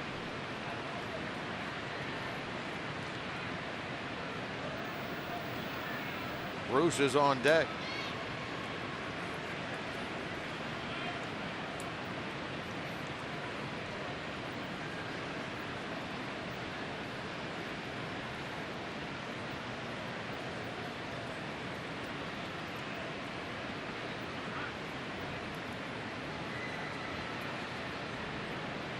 And now Gaddis and Fiers want to get together. First time that those two have had to meet up. Pitch count for Fiers sitting at 81.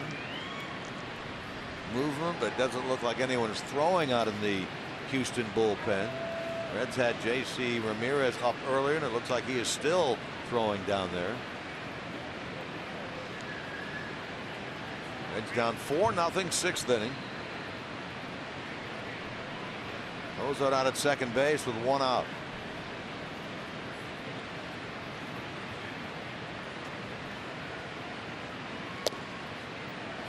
Three and one.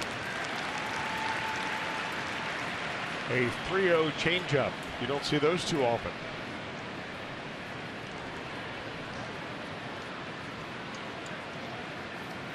Worth cheating way up the middle, almost directly behind the bag out at second base, the second baseman of the Astros. 3-2.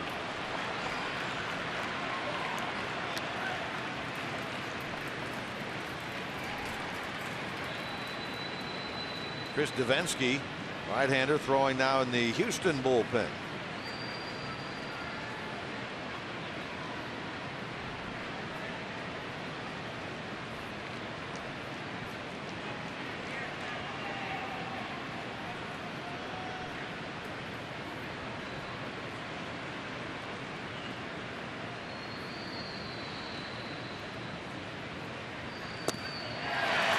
Strikes out. He was ahead 3-0.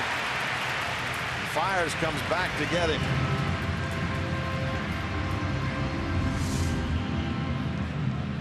Fiers, you can kind of get a peek inside of his glove, and that changeup he throws is kind of a modified split finger fastball. Has a little bit of run, a little bit of dip, good arm action. Strike three.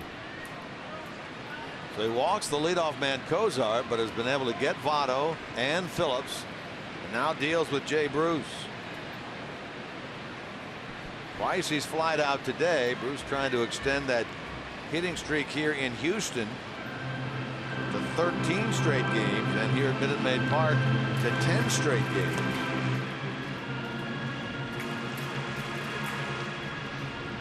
I know he said he's left a lot of tickets here in Houston for 3 games.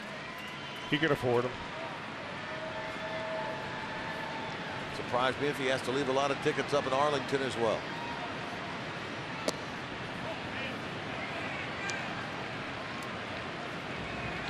You know, gone are the days when players get free tickets. Right. The word comp ticket is no longer synonymous with Major League Baseball.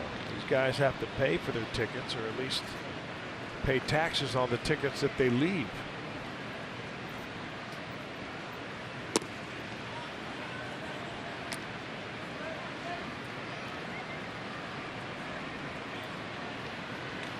Bruce ahead now 2-0. Bruce, a career home run and 3 hits in 20 at bats against Mike Fiers.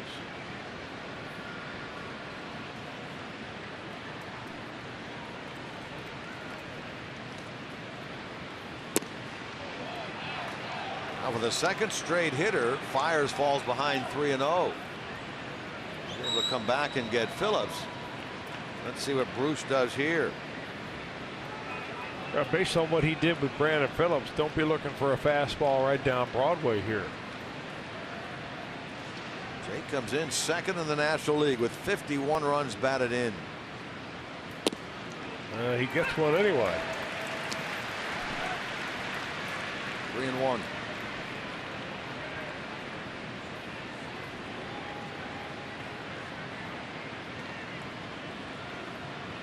Only 1 pitch inning thus far for Mike Fiers.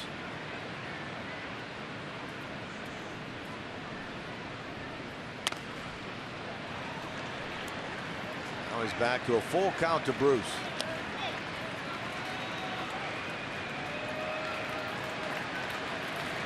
Duvall waiting on deck for the Reds. Not a good breakdown ratio wise in this inning for Fiers. 11 balls, 10 strike.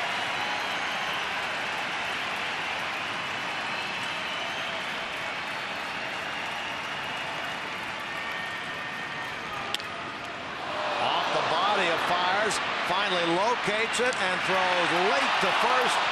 Bruce is aboard with an infield hit. That knocked the glove right off the hand of Mike Fiers. Did a 360 looking for the ball, found it, recovered quickly. Bruce hustling all the way through the bag, gets himself an infield single. Boy, Fiers did a nice job keeping his calm out there. Ball, just a rocket shot. I don't think it got him on the glove. I think it got him on the hip, but his glove came off in the process. And bang, bang at first base. Oh, actually got him on the inside of the left leg. It's about the last spot you'd expect to get it.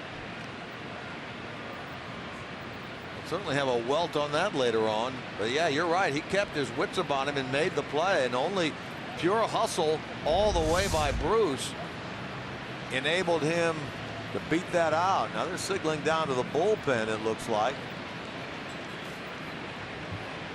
Fiers is not going to be able to continue. Well, the Astros who had a pitcher up anyway, and Chris Davinsky will make a pitching change here in the top of the 6th. This is our Skyline Chili call to the bullpen. Back with more in a moment.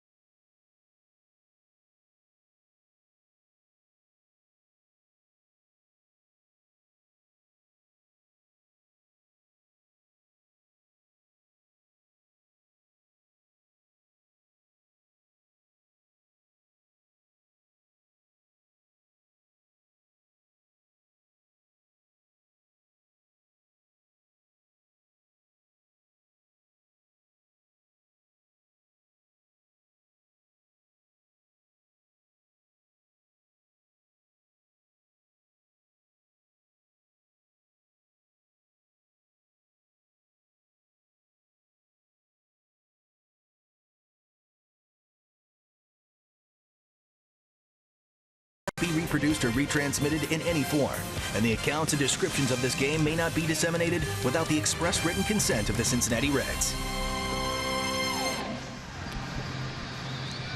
Good crowd on this Sunday afternoon. Father's Day in Houston. Reds so far been unable to cross the plate, trailing 4-0. Like to see those folks get up, get excited a little bit. Big pocket of Reds fans here at Minute Maid Park. Starter of the Astros, Mike Fiers, leaves the game. They had a warm up. They had a pitcher warming up anyway. Now Chris Davinsky comes on, relieving Fiers, who was hit on the inner part of that. What is the left leg? You said on that line drive. First year in the major leagues for Davinsky, originally a Chicago White Sox product. He's worked both out of the bullpen and as a starter for the Astros this year. It made the team out of spring training, Davinsky did. And just about all of his relief appearances are multi-inning, including his last outing against the Rangers, a 5-3 loss to the Rangers for the Astros. Ball hit way up in the air and foul third base side, and into the seats it goes. I don't know about you, Jim, but it seems like everywhere we go, after a game or two in the series, the number one question we get as broadcasters is, who is this Adam Duvall and where did he come from? No doubt. I mean, why weren't we notified last year that this kid was as good a player as he's turned out to be? And I think everybody, including the Reds, are surprised about what he's been able to do so far this season. Remember, going into spring training, they were hoping that he and/or Scott Schebler or somebody would win that left field spot. Started off as a platoon between he and Schebler. He simply outplayed everybody. That job now is his. Outplayed just about every left fielder in the league. Yeah, he leads left fielders in the National League in home runs. Of course, he's tied for the league lead now. If he just charted like WAR per dollar, he might be leading the universe. You probably have that somewhere. If I don't, I guarantee you the Reds front office does.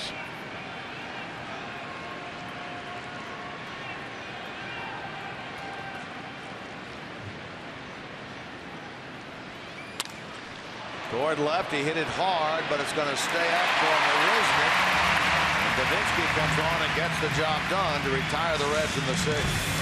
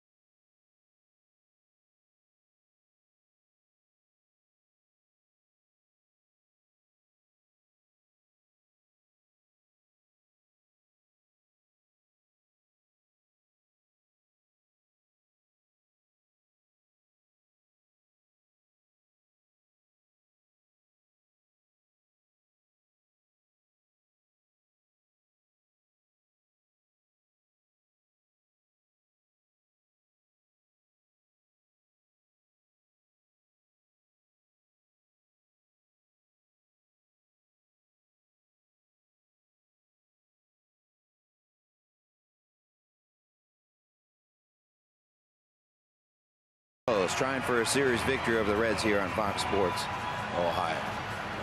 And happy Father's Day to everyone out there. And you know what, if Ken Griffey Jr. is anything of an ambassador like he is a father, he's going to be terrific at it because he has a new job with Major League Baseball. As we check out our T-Mobile greater coverage of baseball, he was named by MLB and the MLB Players Association as an ambassador to kids. And Ken Griffey Jr. had this quote about it: "I look forward to using my passion for the game to help inspire and encourage children to play baseball. I have loved the sport as long as I can remember because it's fun to play, and I'm going to do my best to share that with kids." It is Rob Manfred, the commissioner of baseball's #1 priority, to get kids engaged in baseball, and Griffey will go a long way in helping that. Ken Griffey Jr. named Youth Ambassador for Major League Baseball. Well, that's perfect for him now in his retirement years. You know, he was named a kid for a reason. I know he loves being around young players, and well, he's got a lot to offer. Seattle drafted his son in the later rounds of the draft as a football player, and a very good one. They drafted him out there in Seattle. Junior, of course, going into the Hall of Fame this summer.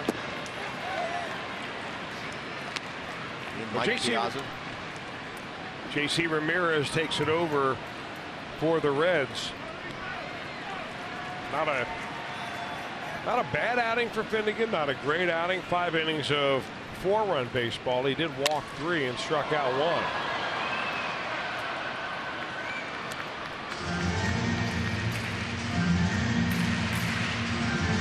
Didn't have many opportunities to score. That line out by Duvall was their best, 1st and 3rd with 2 out. Down 4-0 here in the bottom of the 6th. JC Ramirez has pretty much been lights out his last couple of times out. He went through a spell there. Well, he got beat up by the Washington Nationals in the last game he pitched there. Gave up 4 runs in a 1/3 of an inning against the Cardinals. Scored upon by Oakland and then Atlanta, but then he came into that second game in Atlanta that he pitched and struck out 6 batters in 2 innings. And he was then scored upon in an inning and 2/3 on Friday night when he came in here. Hard throwing right-hander, splitter, slider.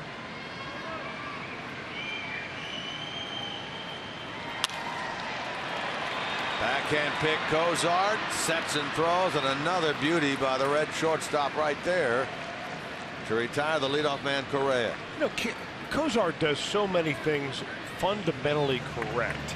And if you watch this play, we can see it one more time. And watch Cozart's feet as he gets to the ball.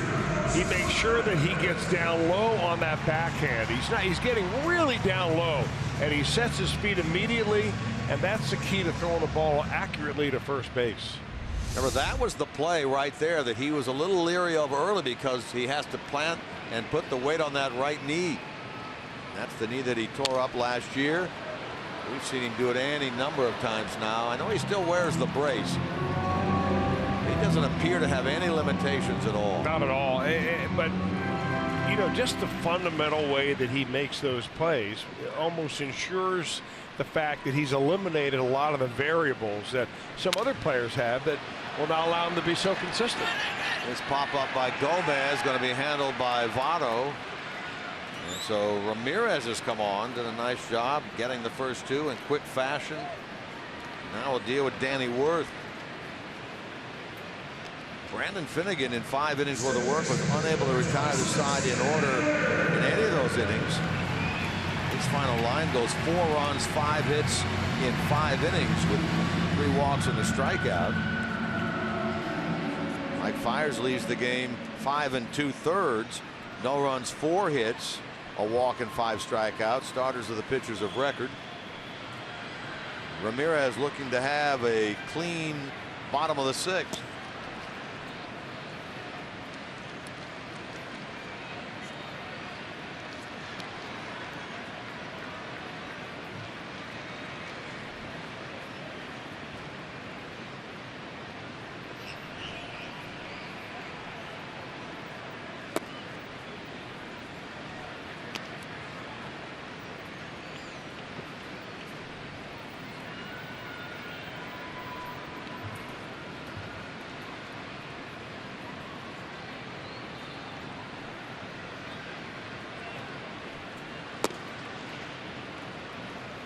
And with that, he falls behind 3-0.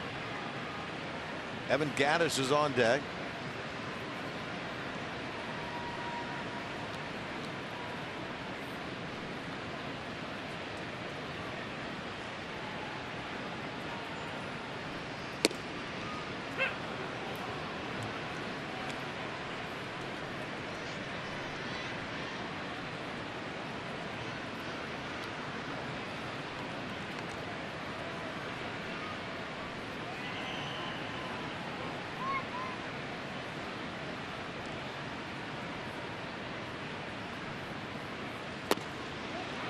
Checked his swing, and yes, says DJ Rayburn. Worth went around. It's now a full count.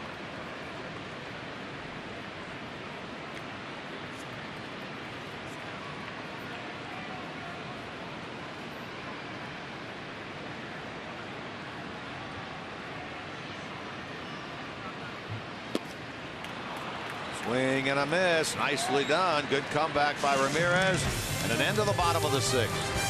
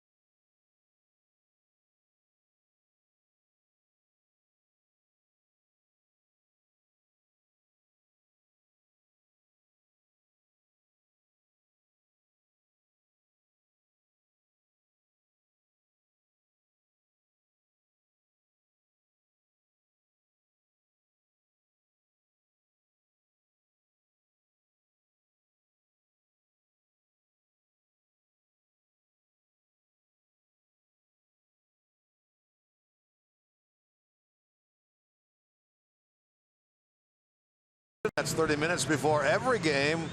That's with Reds Live on Fox Sports Ohio, presented by Ray St. Clair Roofing. Chris and I will be with you there in Arlington, Texas, home of the Texas Rangers, starting on Tuesday night. This is what we'll get. They have the second best record in the big leagues at 44-25, second only to the Cubs. Best start in team history. They've won 9 straight series. They're looking for their sweep on the road in St. Louis today. 15-4 in one-run games, best in the big leagues. Tough opponent. In fact, they will throw in the 2 games of that series. Colby Lewis at 6-0 with a 2.8 ERA, and Cole Hamels at 7-1. The lefty 7-1 with a 2.88 ERA. Colby Lewis near no-hitter his last time out. Now, they're the team that the Houston Astros are trying to catch right now in the division. The Astros third behind the Seattle Mariners, 11 games back of the Rangers. Whereas the Astros put themselves in position last year to be buyers at the deadline. They're probably on the fence right now as to what they're going to do this year. Well, they do have to talk about Baltimore play a makeup game tomorrow. Talking about Texas, a makeup game against Baltimore tomorrow. We'll take away an off day from them. Where's that game being played? That's in Arlington. Oh, you'll be able to have a chance to run out to the ballpark tomorrow on the Reds' day off. A person could if a person wanted to.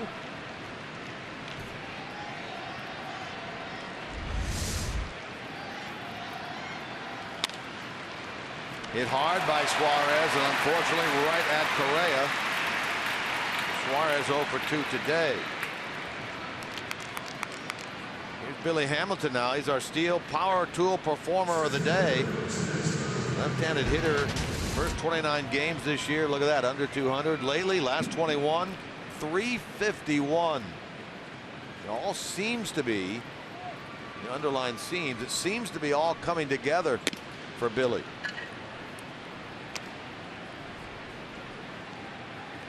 In this series, he's 2 out of 10. He missed 8 games with the concussion, going through the concussion protocols after that incident at home against the Cardinals.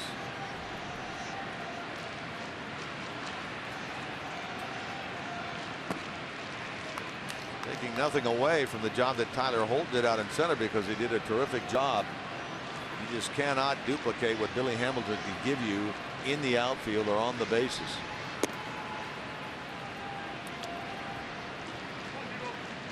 You know, if you make a play like Billy Hamilton has made in back-to-back days, you know, with a tremendous effort, diving, catching a ball in the gap that would have been a sure extra base hit. If you do that just once a week, I mean, at the end of the year, you know, you've got to figure that that by itself is worth a few wins, depending on when it happens, circumstances, and so on. Took a borderline pitch there and is called out. Pretty good looking changeup that Davinsky drops in on him. It's about the 3rd pitch, off-speed pitch, just like this in this at bat.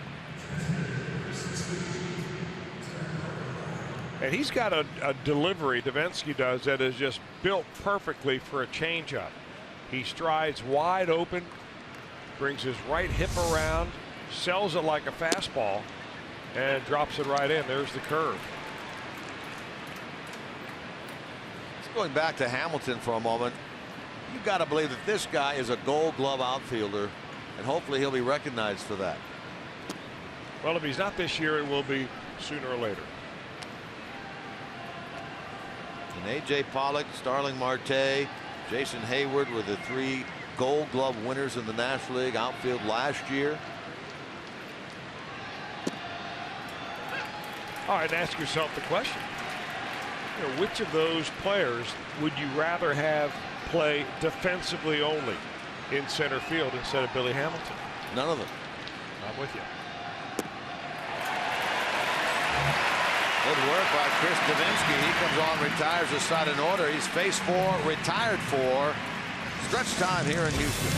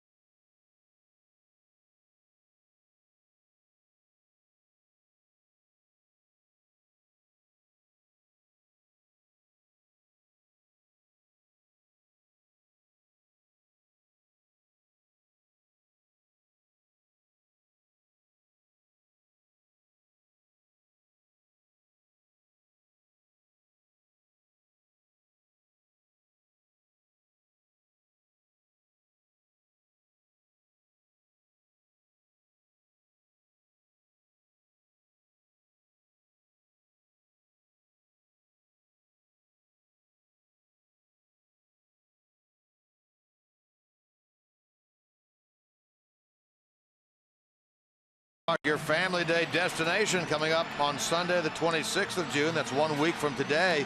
Catch all the Reds action. Enjoy live mascot races, face painters, games, and more.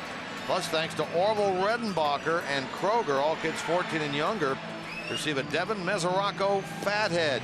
For tickets, call 513-381-REDS, or you can visit Reds.com. Here in the mid-7th, let's take a look at our Honda game summary. Let's take a look at some very good defensive plays by the Reds. Look at this diving stop by Phillips, holding the runner at third base and getting the out at first. Cozart, one of the many terrific plays he has made today, planting and throwing in the hole. And of course, we'll wrap it up with this one by Billy Hamilton. He turned it into a double play at first base. Just wonderful defensive work by the Reds today. And that's our defensive Honda game summary. Reds down 4-0 here in the 7th inning. J.C. Ramirez, such good work in the 6th. He is back out there here in the 7th.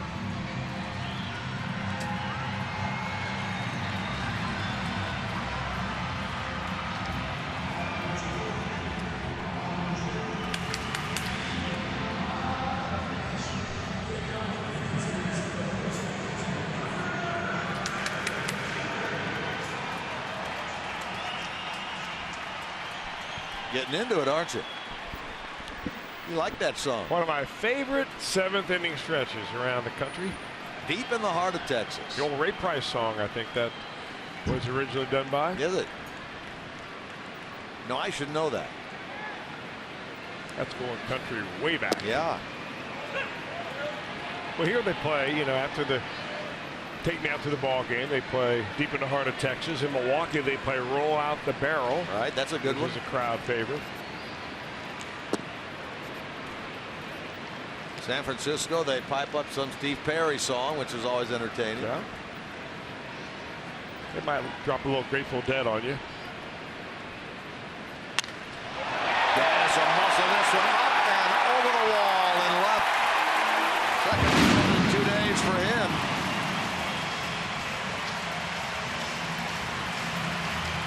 Gaddis, number 11, and it is now 5-0 Astros.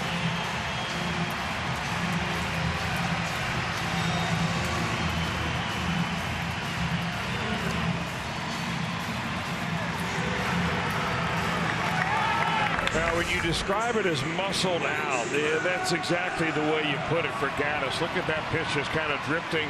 Should have been low and away. Look where Barnhart is set up and where the pitch ends up.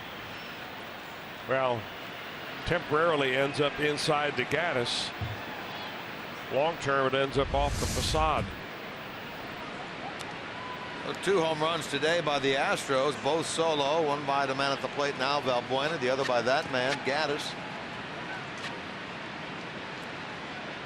The Astros putting some distance between themselves and the Reds now.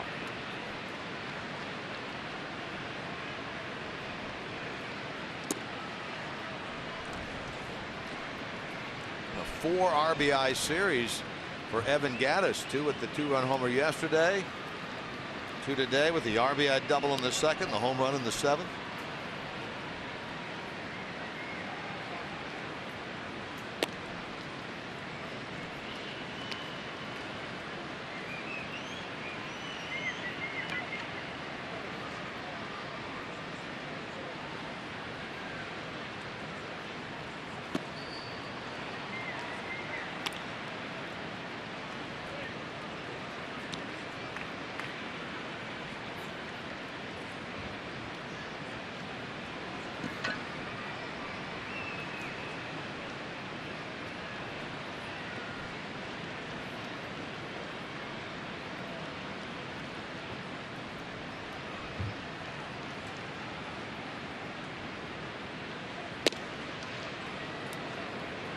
Full count now to the third baseman of the Astros. Well, like usual, I get corrected on Twitter, Jim. It was not a Ray Price song. He may have covered that song, but it was a Gene Autry song long before Ray Price. So I thank Ultimate Twang for that one. Glad somebody knows that. Well, I'm sure more than one person sat back and said, like a lot of things, Chris Welsh does not know his country music.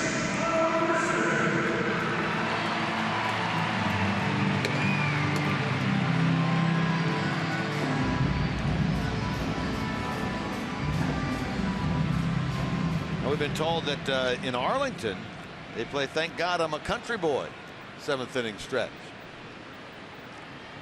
That was the old Jason LaRue walk-up music, right? Was it? Yeah.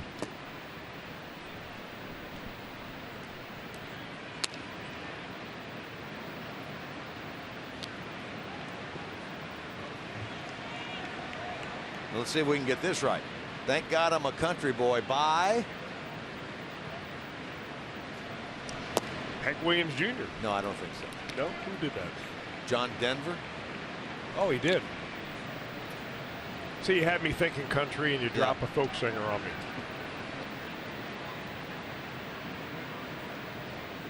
I'm thinking Country Boy Can't Survive. I take that back about Jason LaRue, too.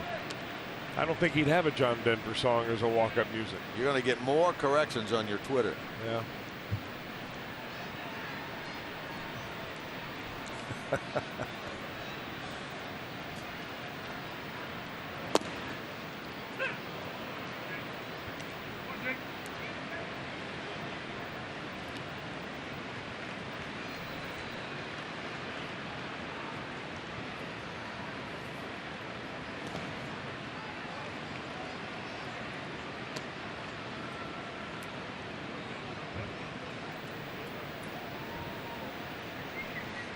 Yeah, there's some famous ones out there, that's to be sure.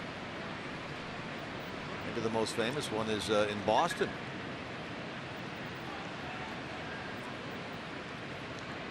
Neil Diamond, right? Mm-hmm. Sweet Caroline. Way up amongst the rafters. Barnhart. And into the seats it goes.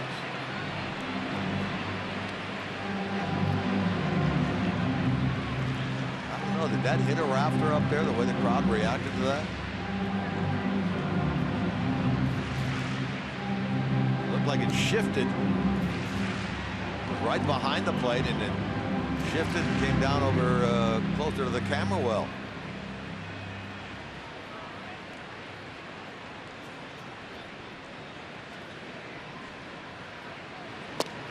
Strike 3 called. That one came back over the inside part of the plate.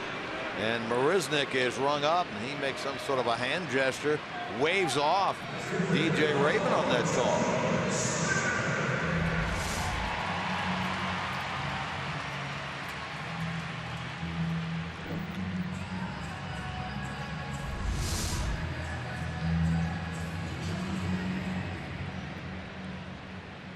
So after the home run ball, ground out, strikeout for Ramirez.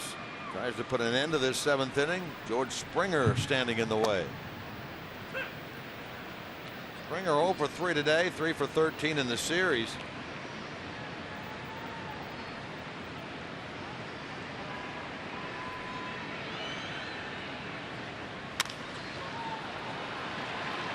Suarez charges and throws. Nicely done by Eugenio Suarez. Down in order after the Gaddis home run.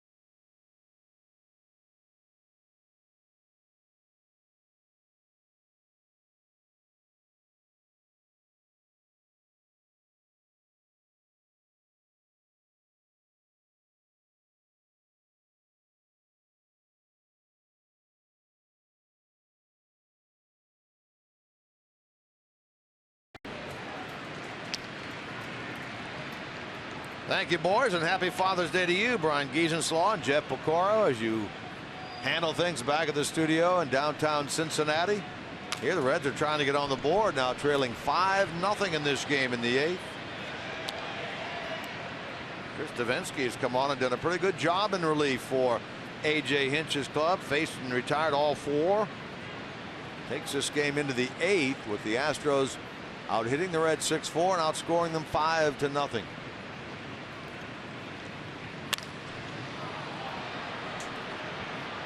Charging in and cutting right in front of Marisnick was Gomez.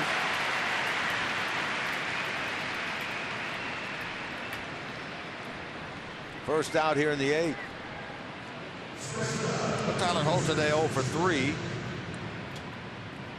We head back to the top of the order in Zach Cozart. He's been on twice. He's doubled. He's walked. He'll take a 4-game hitting streak into Texas. Talking about the Rangers earlier, the last time the Reds were down there was 2013. Lost 2 out of 3. That's when it was called Rangers Ballpark. Reds will go in there now, and it's called Globe Life Park in Arlington. What it's called is the home of the first place Rangers. This one hit in the air toward left, and Marisnick will handle it. 2 out. Now tomorrow night, Fox Sports Ohio kicks off a special week for Pete Rose as he will be inducted into the Reds Hall of Fame next weekend. Starting at 6:30, Jim Day talks to the Hit King in part 1 of an all-new Spotlight conversation, followed by Rose's 4,192nd hit game at 7 o'clock. Then stick around for part 2 of Spotlight at 9:30. It's all coming up tomorrow on the home of the Reds, Fox Sports Ohio. Jim Day has interviewed Pete Rose maybe more than anybody else.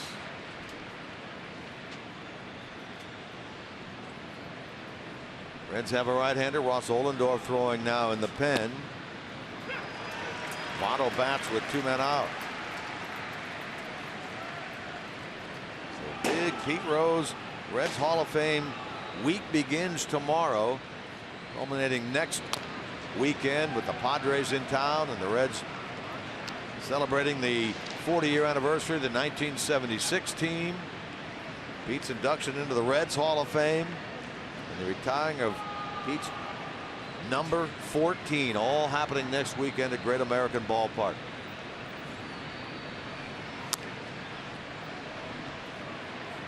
Votto in this game has a hit. He's 1 for 3, so his on base streak now at 20. His second 20-game on base streak this year.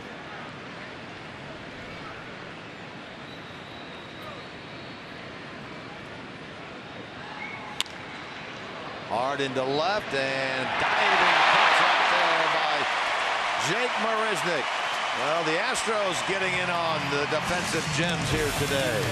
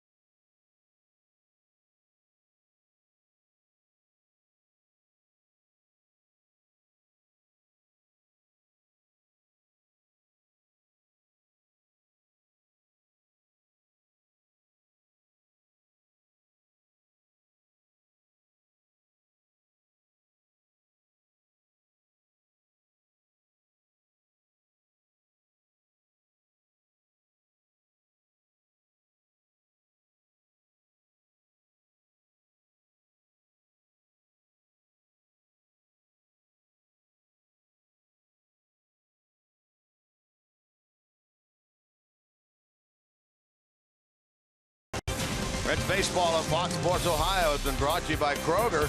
Stop by your neighborhood Kroger to say big store wide.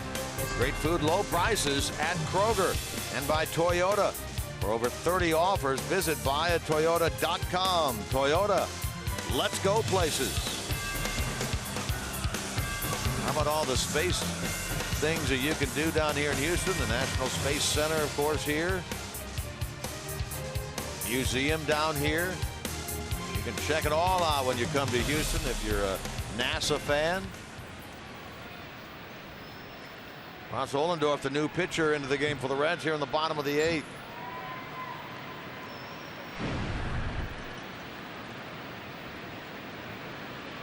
Ollendorf appeared 3 times, 3 of the 4 games in Atlanta, working an inning each game.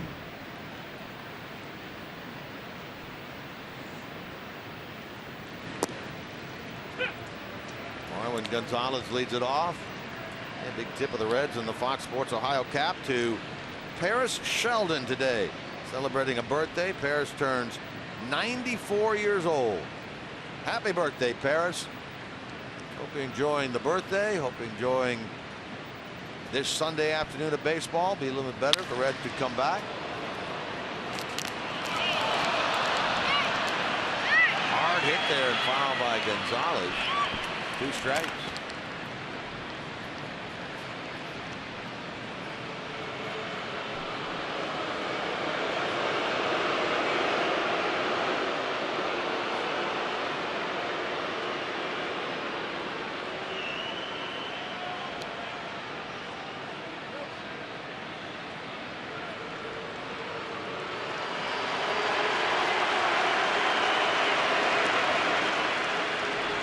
Down on strikes is Marwin Gonzalez, so he is out to start the 8th. Well, as is sometimes possible, I got a little bad information on Twitter. Okay.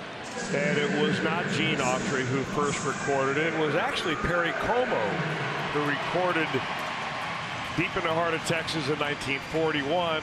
Gene Autry did it in 1942, and his version, of course, might be more popular, but it did spend some time at the top of the charts. And is that the one, the Gene Autry version? I wonder that they play here. Yeah, I think that's probably the one. And the Ray Price song that I was thinking about was not Deep in the Heart of Texas, but the Yellow Rose of Texas. Okay, so you were on the same basic path. You were in the ballpark, as it were. Thank Jeff Ruby for bringing that to our attention. All right. Altuve bats with 1 out in the bottom of the 8th. Reds will go into the 9th trailing at least 5-0. They'll have Phillips, Bruce, and Duvall in inning number 9.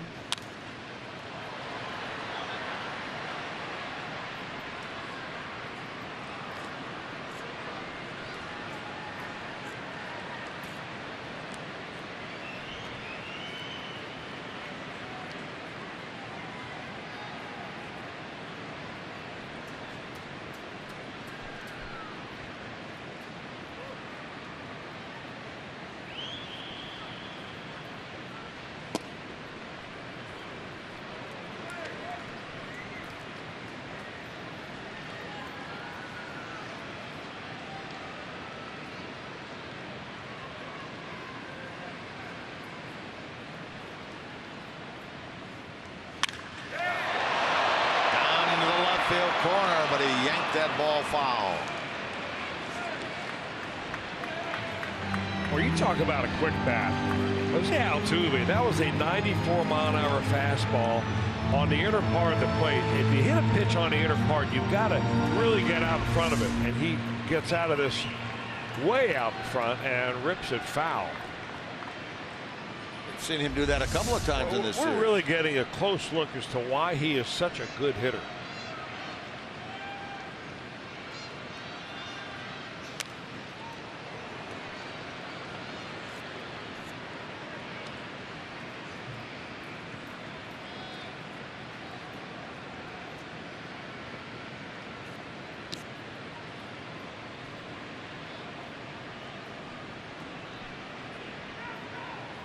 Young man broke into the big leagues at 21 years old back in 2011. Going to get himself another hit here.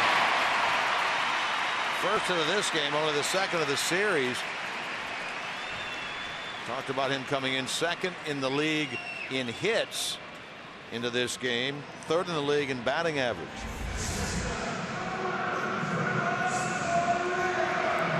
I mean, that pitch is a foot off the plate and about 6 inches off the ground.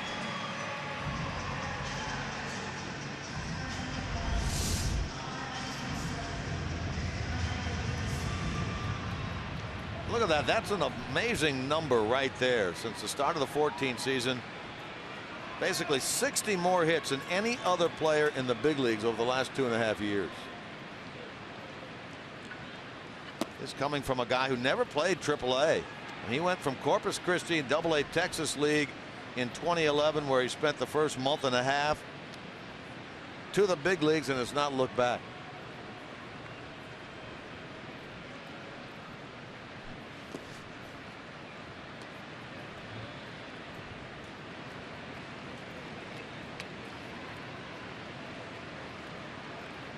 Actually, the people in Lexington, a lot of Reds fans over there in Lexington, Kentucky, they were able to watch Altuve play.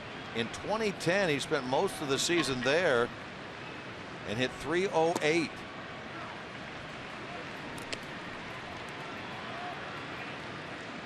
Well, those were back in the days when they kept talking about Altuve as being too small to be a major leaguer. You know, for a player like Altuve, he has to just come up here and completely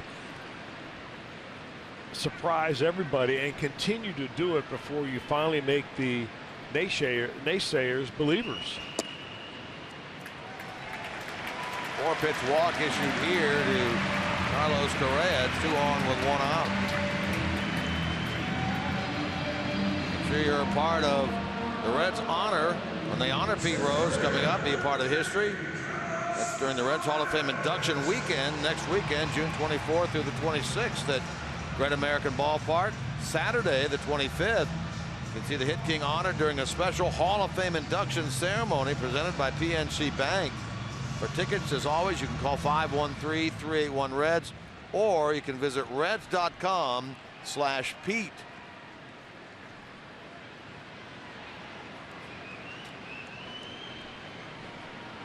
So you have Friday night honoring of the 1976 World Series team, 40 years. Saturday, Pete's induction into the Reds Hall of Fame. And Sunday, the retiring of Pete's number. That's the setup for next weekend.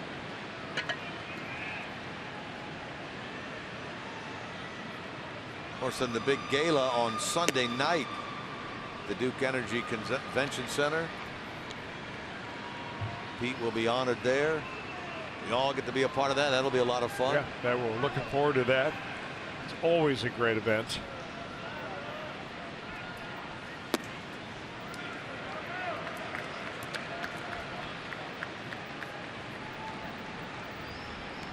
Two on, 1 out here in the bottom of the 8th. Ollendorf struck out Marwin Gonzalez, then give up the hit to Altuve. Walk Correa on 4. It's fallen behind Carlos Gomez here, 2-1.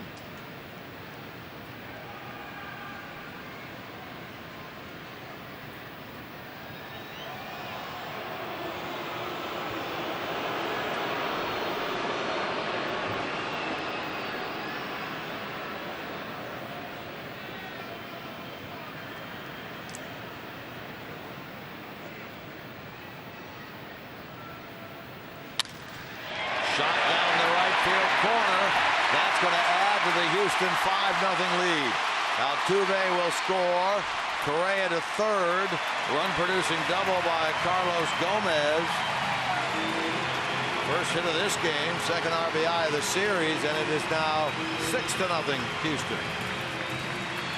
Now the Reds have been pitching Carlos Gomez away all series long, just like they did when he was wearing a Brewers uniform. And that ball caught a little bit more of the plate, I think, than Ollendorf wanted. And a little inside-out swing by Gomez nets him a double. Mark Riggins out of the dugout. The pitching coach of the Reds goes out there for the first time today. Toss with the veteran Ollendorf.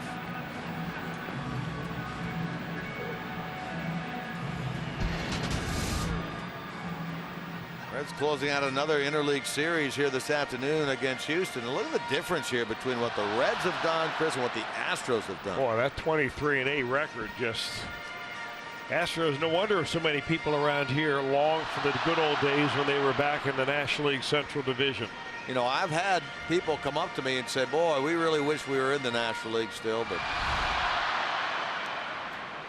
they switched over in 2013, putting 5 teams in each division.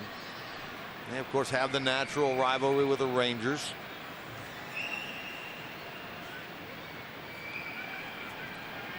Now with runners at second and third, 1 out to run in, and Danny Worth at the plate, the Reds bring the infield in.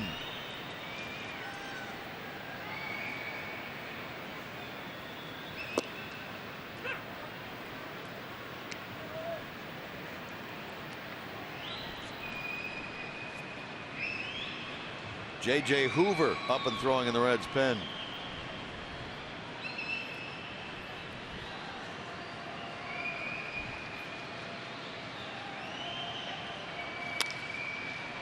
Suarez will field that ball, look the runner back, and retire Danny Worth at first base. 2 out, everybody will move back to normal defensive depth, but here comes Evan Gattis. Big day today. Double, homer, 2 runs batted in.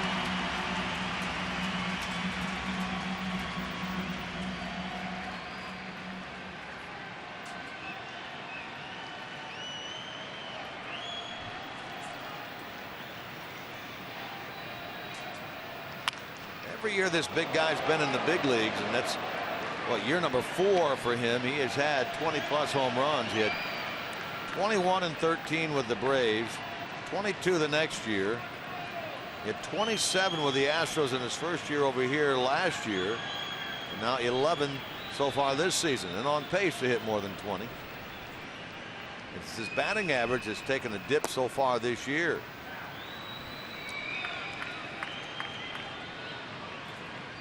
Basically right around a 250 hitter in his career, but this year started this game at 207.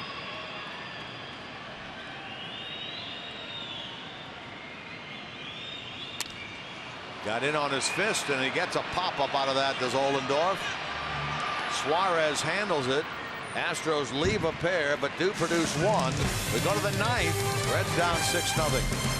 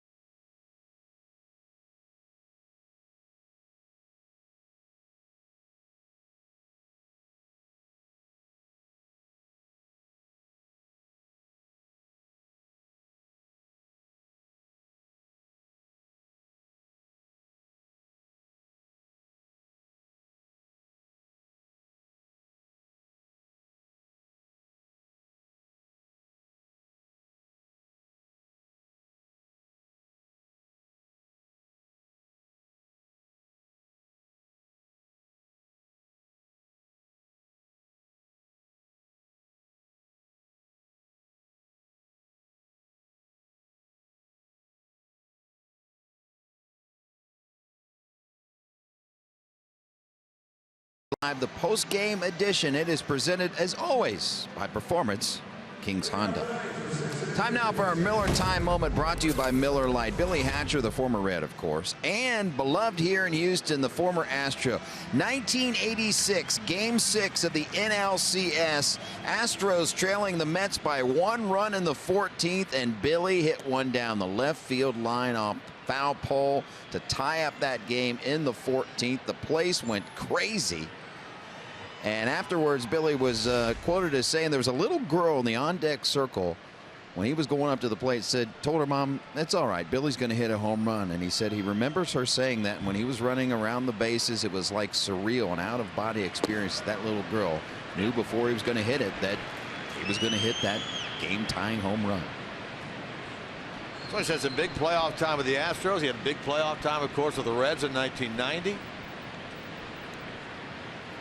He's been a mainstay of this coaching staff for a long time. You're right, and a good guy, a very smart baseball guy. And I'm wondering when Billy Hatcher is going to get a chance to seriously interview for a managerial job. You know, I'll be honest, I've not ever heard that he was interested in that, but it makes sense. He's a very good baseball mind.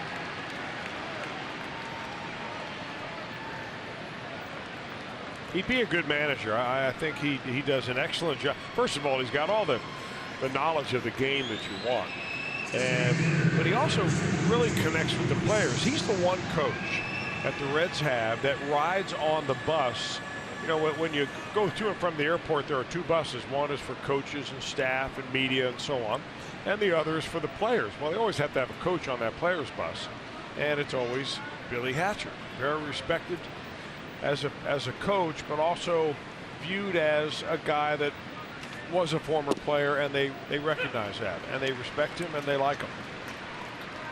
If you can handle the third base coach's duties, you know you've got your stuff together, because that is a hard job to do, don't you think? Out of my league, I tell you that. Bruce pops his 0-1 pitch up near the mound, and it's going to be caught by the third baseman, Valbuena. The big shift against Jay Bruce.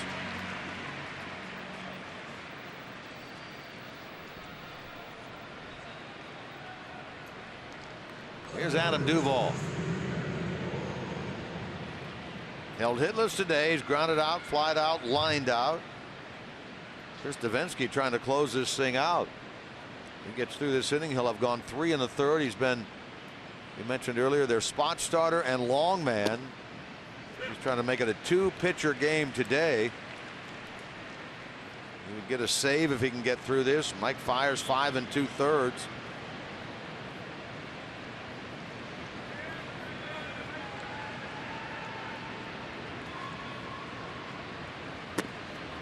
And if he gets it, it'll be his first career save in his rookie year here at 25 years old.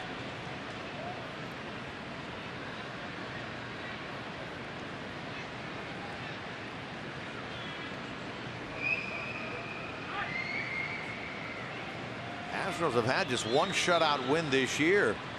That was on April the 15th. They won here 1-0 over Detroit behind Dallas Keuchel. They lead this one 6-0 over the Reds in the 9th. On the other hand, the Reds have been shut out this year 4 times.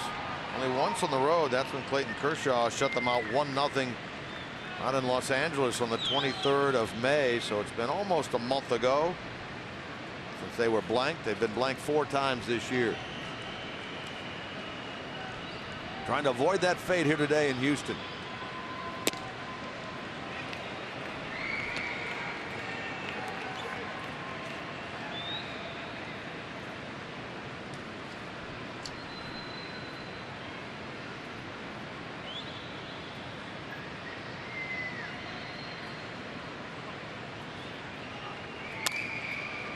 Got under it and popped it up. Foul, but playable. Gaddis leaves the mask on, makes the play. Boy, you don't see that much. Evan Gaddis kept the mask on the whole time. Caught that ball halfway between the plate and the first base dugout. The 2 out. The batter will be Eugenio Suarez. 0 for 2 and been hit by a pitch today.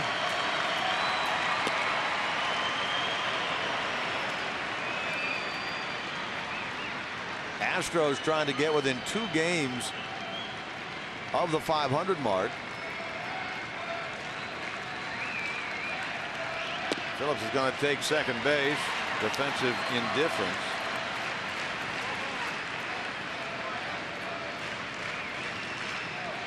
Seattle has already lost. That's the team immediately ahead of Houston. They lost today 2-1 in Boston. And the first place Texas team playing at St. Louis and trailing 4-3. So the Astros are hoping for a big Father's Day themselves, a win and losses by both teams immediately ahead of them.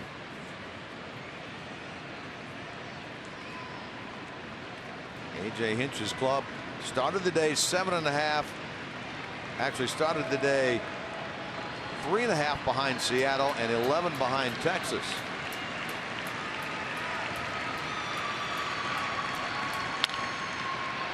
Hard to third. Valbuena out. And the Astros win this series 2-1. The Reds won the opener on Friday night, but it's Houston that prevailed last night in 11. And they win it here this afternoon in shutout fashion. The final score, the Astros 6 and the Reds nothing. We'll come back with more right after this.